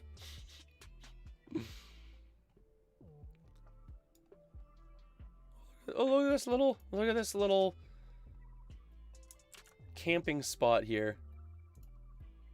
That's one thing I want to do too. I want to create a naturalist character. Do you know what that is, Axel? Where like essentially you go out and like you play Ultima Online, essentially like how we were discussing before, almost as like a newbie. Like you don't macro your skills. You're not allowed to transfer over items from other characters that you have already pre-made. Like you can go into town, but it's not like you hang out in town. Like you just go to town for like your essentials and stuff.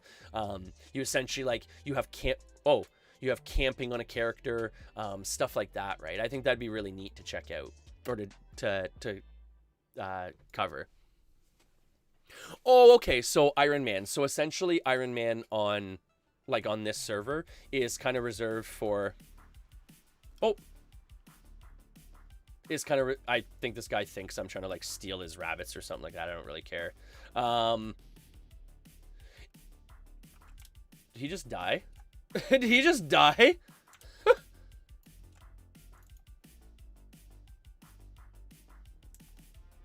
Oh, I thought he died. What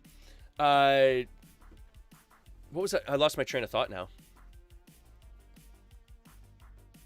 Hey, lend me 40K, please.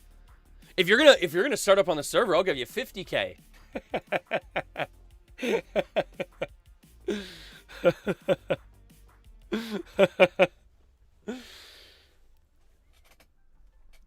Then someone can roll my SIGs.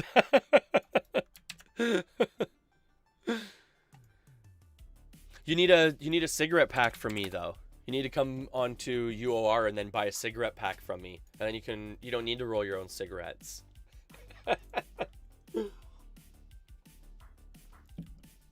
Okay, I guess we're gonna try one more spot here. See if we can pull something. See if we can pull something here. Come on, let's find something here. Let's go out with a bang here, shall we? Let's go out with a bang here.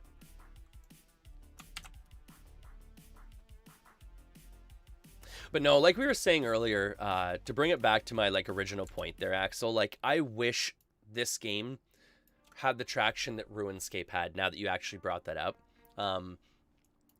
I have no idea why over the years, and you seem to be pretty knowledgeable about games and stuff like that. Fill me in. Why has RuneScape had the traction that it has over the years that Ultima Online has not had, when in my opinion, Ultima Online is the better game? Like why does everyone still flock to play RuneScape? Like you still have like, proper servers with like thousands of people on them and stuff. Like I don't get it. I don't get it. 10 years forward? Sorry, what do you mean by that? UO could be up there? Do you mean in terms of like marketing or whatnot? Or just in terms of like coverage? I'm not quite sure what you mean by that.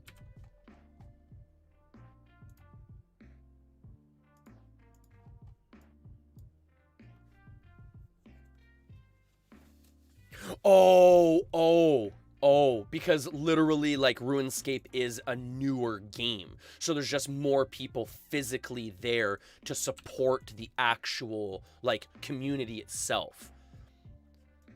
It's just a pure numbers thing at that point, right? Okay, that makes sense. Oh, wait.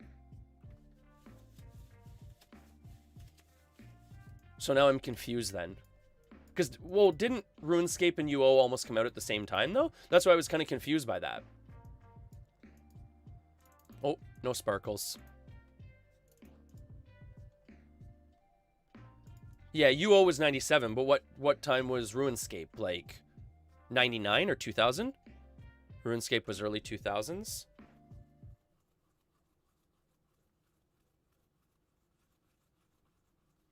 Oh, I see. Not so much the age of the game, but just the release dates of the game, more or less.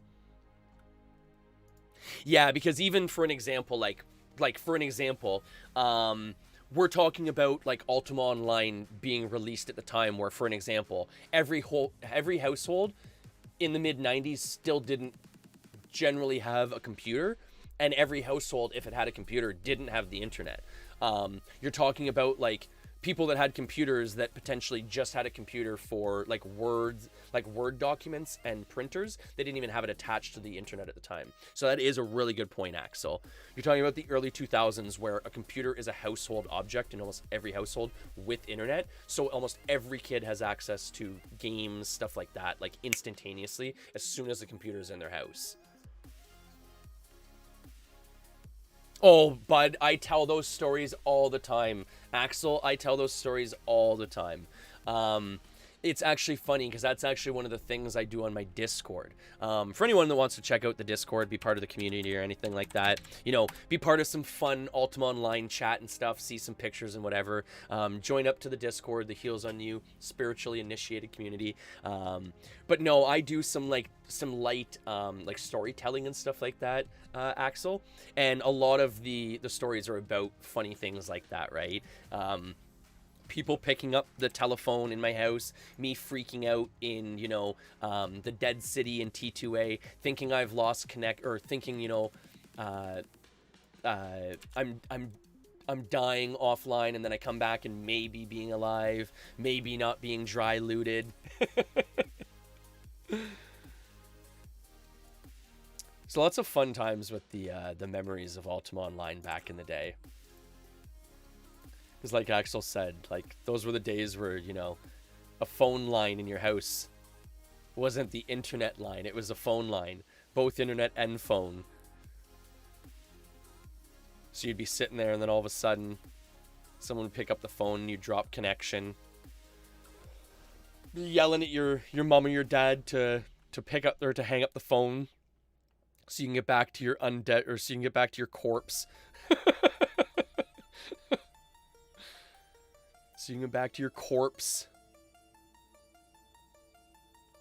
Come on, reveal yourself, man. Really?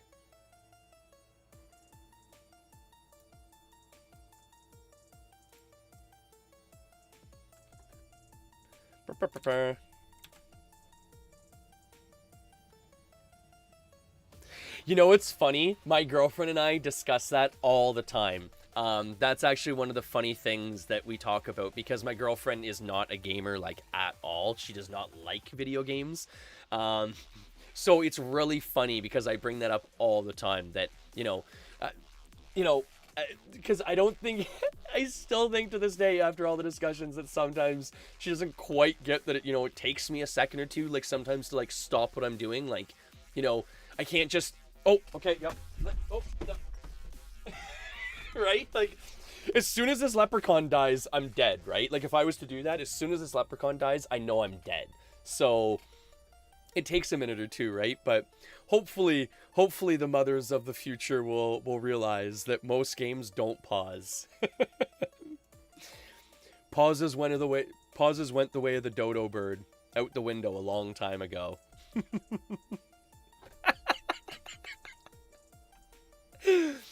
Got scared. I'm sorry, Axel. Don't worry.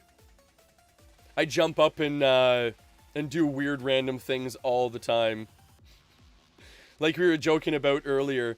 I don't need the cocaine. I'm high on life. Why is this leprechaun not revealing himself? Like, come on, man. Really?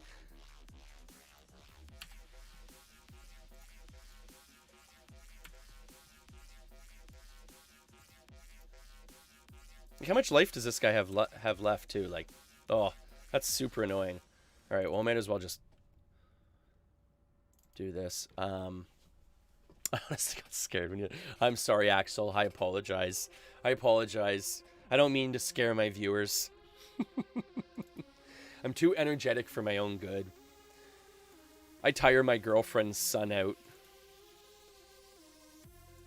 He's only 3.5. I generally have more energy than he does.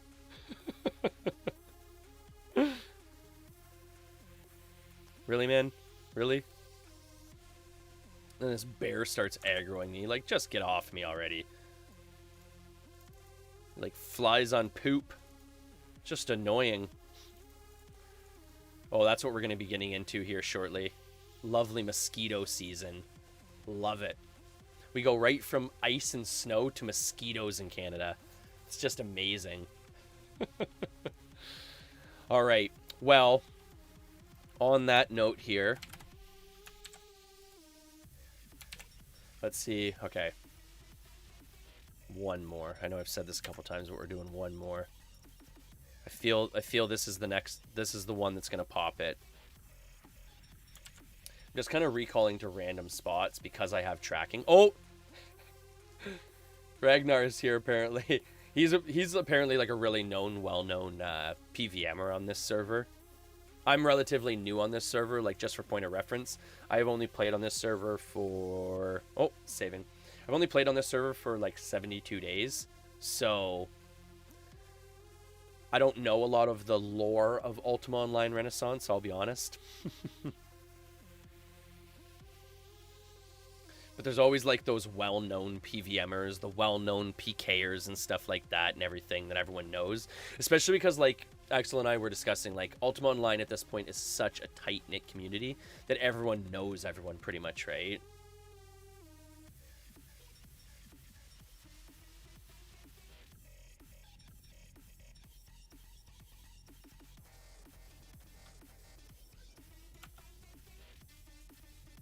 Oh. Can I even get there? I guess not. Oh, there we can.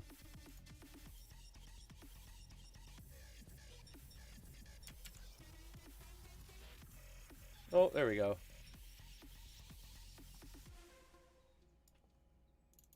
Oh, no, that's not what I wanted.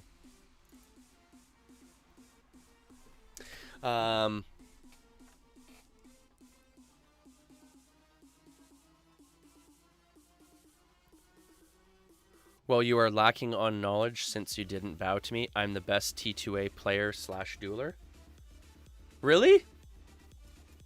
I didn't know that, Axel. Is like I'm not trying to sound like I know this is gonna sound horrible, but is that a self-appointed title, or because I have to admit I like the other part too is I'm not a PvPer, dude. I'm not a PvPer at all. Like I think it's funny in town when people ask me like, oh, do you want to come kill this PK in dungeons? And I'm just like, no. I'm not a PvPer. I'm just a casual PVMer. I just play casually. Oh, well, there you go. If you're a tourney winner, then, I mean, that's not really self-appointed then at that point. There's a Banshee over here. Oh, they dispel so easily. I hate them. But no, if you won a tournament, that's not really self-appointed at that point. That's an earned title. You've earned that. How is the PvP on Outlands? Like, what is it like? Because that's the thing. Like, the skill set on Outlands is so different than anywhere else. Like, you have such weird skills and stuff like that. Like, I see, like, things popping off that, like, there's, like, 4 tiles of flame strikes coming out from your characters and stuff like that. Like, it's just pure craziness going on over there. You don't remember T2A? I don't remember 4-tiled flame strikes. That's for sure. Was that a normal thing on T2A? 4-tile flame strikes? AoE flame strikes? I don't think that was. I think flame strikes always been the mobs do that. I don't know. I don't remember that. What mobs had 4-tile flame strikes in T2A? I think we're talking more about like Tremel time periods and stuff like that. No? I think everything was single target back in the day.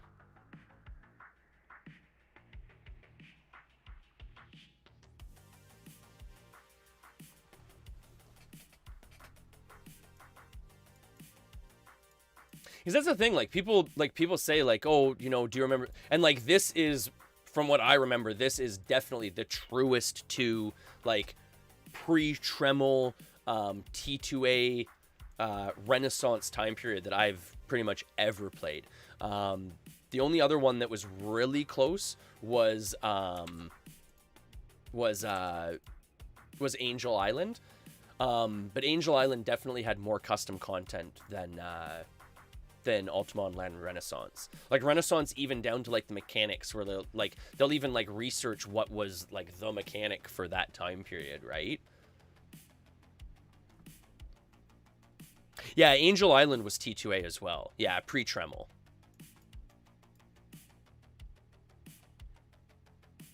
That's like the best time period though, right? Like pre-Tremel was when everyone liked it. And it's not even so much like even if you are a PK or not a PK, it's just about the freedom of choice, right? Like I don't mind if someone like I've made the point before, I don't mind if someone PKs me. Like that's their choice, right? Like it's a game. You know, they can choose to kill me if they want, and I'll just go back and have some more fun doing something else or whatever, right? It's all about having fun. So like I've even said, like people who want to join up or whatnot, don't know what we're playing or whatever, don't know the server or whatnot, it is Ultima Online Renaissance. Check it out. I'd be more than happy to get you started with some gear and stuff like that. I give stuff away in town all the time. I'm relatively new here on this server, like 72 days old, but I still give stuff away for free all the time. I couldn't care less about, you know, money and stuff like that at this point now.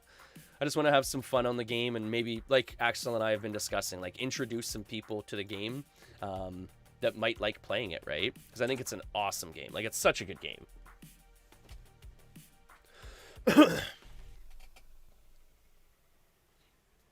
I've never heard of Samurai or Gargoyle free server.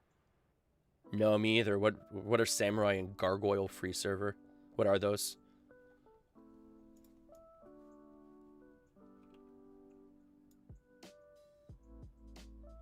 Yeah, I've never heard of Samurai or Gargoyle free servers. Sorry, maybe I'm... Oh, I get what you're saying now. Okay, I get what you're saying now. Sorry, the time periods for the servers. Yeah, because like Samurai was a time period. I have to admit, Gargoyle, that must be after I even quit Ultima Online, because I don't even know that reference. But I do remember, like, after kind of slowing down on Ultima Online and stuff like that, I still had friends that played and everything back in the day. And they used to talk about, like, Samurais, what was it? Oh, I guess I would have been around for Chivalry. I guess the last thing I would kind of remember is Chivalry and what was it? Necromancy? I never really played with those skill sets, but that was kind of like the thing that was coming out as I was pretty much quitting Ultima Online.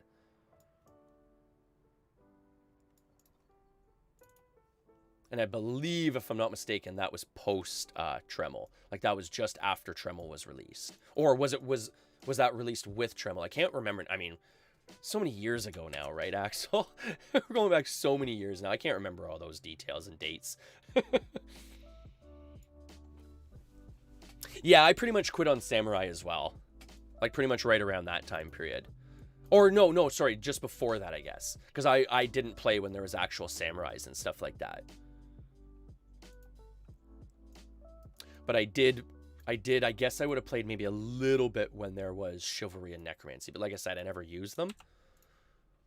But I do kind of remember that being, like, the new big thing when I was pretty much quitting. So maybe that was around the time just after Tremel. Because I did play with Tremel for a little bit. Because I remember I remember essentially when Tremel was released and like the mad housing sprawl, right? And it was so funny because essentially what had happened was I was able to place a house, but for some reason at the time, I guess I didn't know how house placing worked or whatnot, but like I placed the house and then I saw the house place, and I guess I got so excited that I like ran inside. I forget the I forget exactly how this went down, but like I went inside the non-placed house and started like running around, and then like I still had the gump up on my screen or something, and then I went to click OK or something, and it told me like I couldn't place the house because like there was already a house placed there or something like that. So I got all discouraged and ran away, even though I had literally placed the house already and was running around my new house, but I just hadn't confirmed that I wanted to place it or something like that. I forget exactly what the order of things was back in the day, but I messed up pretty bad, needless to say.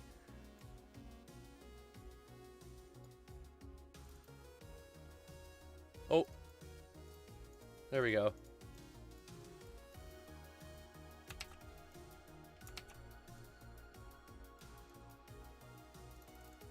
Oh, someone must have like just closed up the dungeon, because I'm pretty sure I saw the red sparkles there, but whatever. Whatever. Because this is my United States of whatever. Well, on that note, thank you everyone for watching today. It's been super fun. Always a blast. Always have so much fun whenever I'm streaming Ultima Online. It's always fun talking about nostalgia and stuff like that of the game and everything. You know, like I've been saying the whole time, getting to possibly introduce it to a new crowd of people that might not know about it otherwise. It's just, it deserves so much more play than what it gets. It's just such a great game. And like, sorry, excuse me. Like Axel and I were saying, you know, it doesn't matter if you play on, you know, Ultima Online Renaissance, if you play on Outlands, if you play on UO Forever, just play. Like, just play the game, right?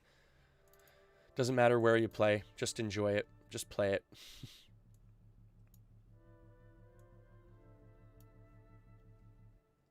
Don't even have enough room for my money.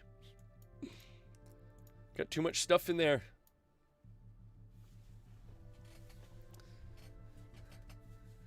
I guess was Gargoyle like the most recent release then? Because I have a it's funny because I have a poster actually up here of the samurai like world. But I didn't actually play in the samurai. Like, I don't remember anything from that. Like, Winter Spur, Fan Dancer Dojo, Mount Show, Valley of the Sleeping Dragons. But I bought the CD a while ago from, like, EB Games, so I had, like, Ultima Online to reload. Because back in the day, you know, it was kind of hard to find clients sometimes to download and everything like that. So I ended up buying a game CD back in the day. One of the Samurai CDs that was still available. So I've got the cool little souvenir map from that. But I certainly don't remember playing in that time period. But I guess the Gargoyle time period was like the most recent, by the sounds of things, the most recent expansion for Ultima Online. And that's the other part too. Like that was my thing too. Like regular Ultima Online servers kind of went to poop really quick, I found. Just both in a toxic level, with the release of Tremel and stuff. So, I mean, almost everyone that plays Ultima Online plays on player-run servers at this point, right? Yeah, that's the thing, right? Like, it's been garbage for so many years that most people that play anymore don't even worry about or, you know, like talk about like anything.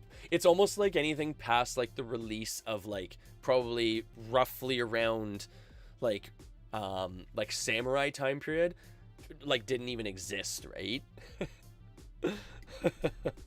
But I mean, it is what it is, right? On that note, I think we're going to end the stream here for this morning. We're going to head inside for a little bit, hang out with the family for a little bit. Now that the world is starting to pick up, we'll end the stream on that note. Now that everyone else is starting to wake up and we can enjoy the day with everyone. But on that note, thank you so much, everyone, for viewing today. You you know, it's always a pleasure. It's always a pleasure to stream for everyone in the morning time, or for whenever I can get online. I always enjoy it. I always have such a blast. The conversations, the gameplay, and I mean, like I always say too, like if you ever want gamer tag information and want to join up in a game or something like that, you know, you see something on one of my game lists that you want to play with me or something, by all means, invite me to a game. I'll invite you. I love playing with viewers, so invite me in, add me up if you want, and have a good time, right? Diabolic Merlin! I'm sorry. What? That's a horrible time to join in, mate. I'm just about to log off for this morning. I was just saying I pretty much got to go hang out with my family for a little bit. I think my girlfriend probably thinks I'm probably not still breathing in the stream shed here. Hey computer, turn lights white. Yeah, of course you can, Axel. Of course you can. And on that note, thank you, Diabolic Merlin, for the follow. That's super cool. I always appreciate new members to the community. And on that note, too, if anyone wants to join the Discord community, be part of the Spiritually Initiated, have some cool information about Ultima Online at the same time, different stories, different chit-chats, come join the community. It's lots of fun. And, of course, our sign-off. Take a heal potion with you. Make sure that if you have enough and you don't need to use it all yourself, make sure you pass it off onto someone else. Give someone else some healing for the day, right? Keep other people healed up. You know, make sure you're healed up first, but heal up other people, right? And then, of course, thank you, Axel. I threw it out of the way there for a second. I didn't want to start smacking it around. Of course, take the evolution potion as well, right? Take the evolution potion. Axel's watching out for me today. Axel's making sure that I'm not being too stupid with my streams. Appreciate it, Axel. And of course, hey computer, good night. Okay. And of course, our RGB potion. Make sure you take the RGB potion with you, okay? The RGB potion is to cure lag, okay? There's nothing worse than getting lag on your day, in your gaming, on your streams, whatever you're doing. So take the RGB potion with you and stay lag free, everyone, okay? And again, today was so much fun, guys. Thank you for tuning in. Thank you for viewing. Again, Diabolic Merlin, thank you for the follow. Young Zeta, thank you for the follow. Axel, thank you for the follow. Ryan Prasad, thank you for the like. PA Coupons, thank you for the like. Kim, thank you for the like. Kelsey, thank you for the like. Everyone, much love. So much to go around. Spread it out right now, right? Everyone could probably use a little bit of extra love right now. So it's easy to give out. You don't have a smile to give, so, you know, give someone a hey, how's it going, or have a nice day, right? But on that note, let's get it going here. So we're apparently going to host okay, let's see here.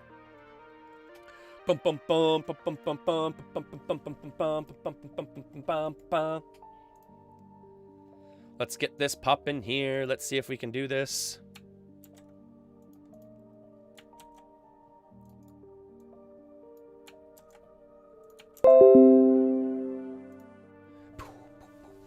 All right. Hey, thank you, Axel. I had so much fun. It's always a pleasure streaming for people. And again, stay healed up, everyone. Stay healed up, right? I want you to come back. I want you to be able to come back, everyone. Hey, computer, let there be light. So, we are going to raid out here. Have a great day, everyone. All the best. Thank you again. Peace. Much love. Remember to follow, remember to like, remember to share, because we love people in the community. All the best. Peace out, everyone.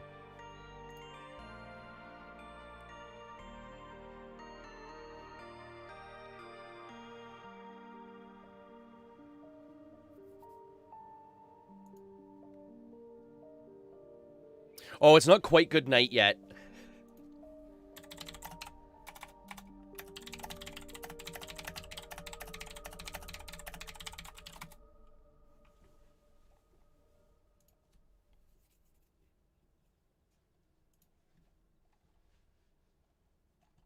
And for anyone else watching on any of the other platforms, thank you again for viewing. Thank you for watching. And much love, everyone. Stay healed up.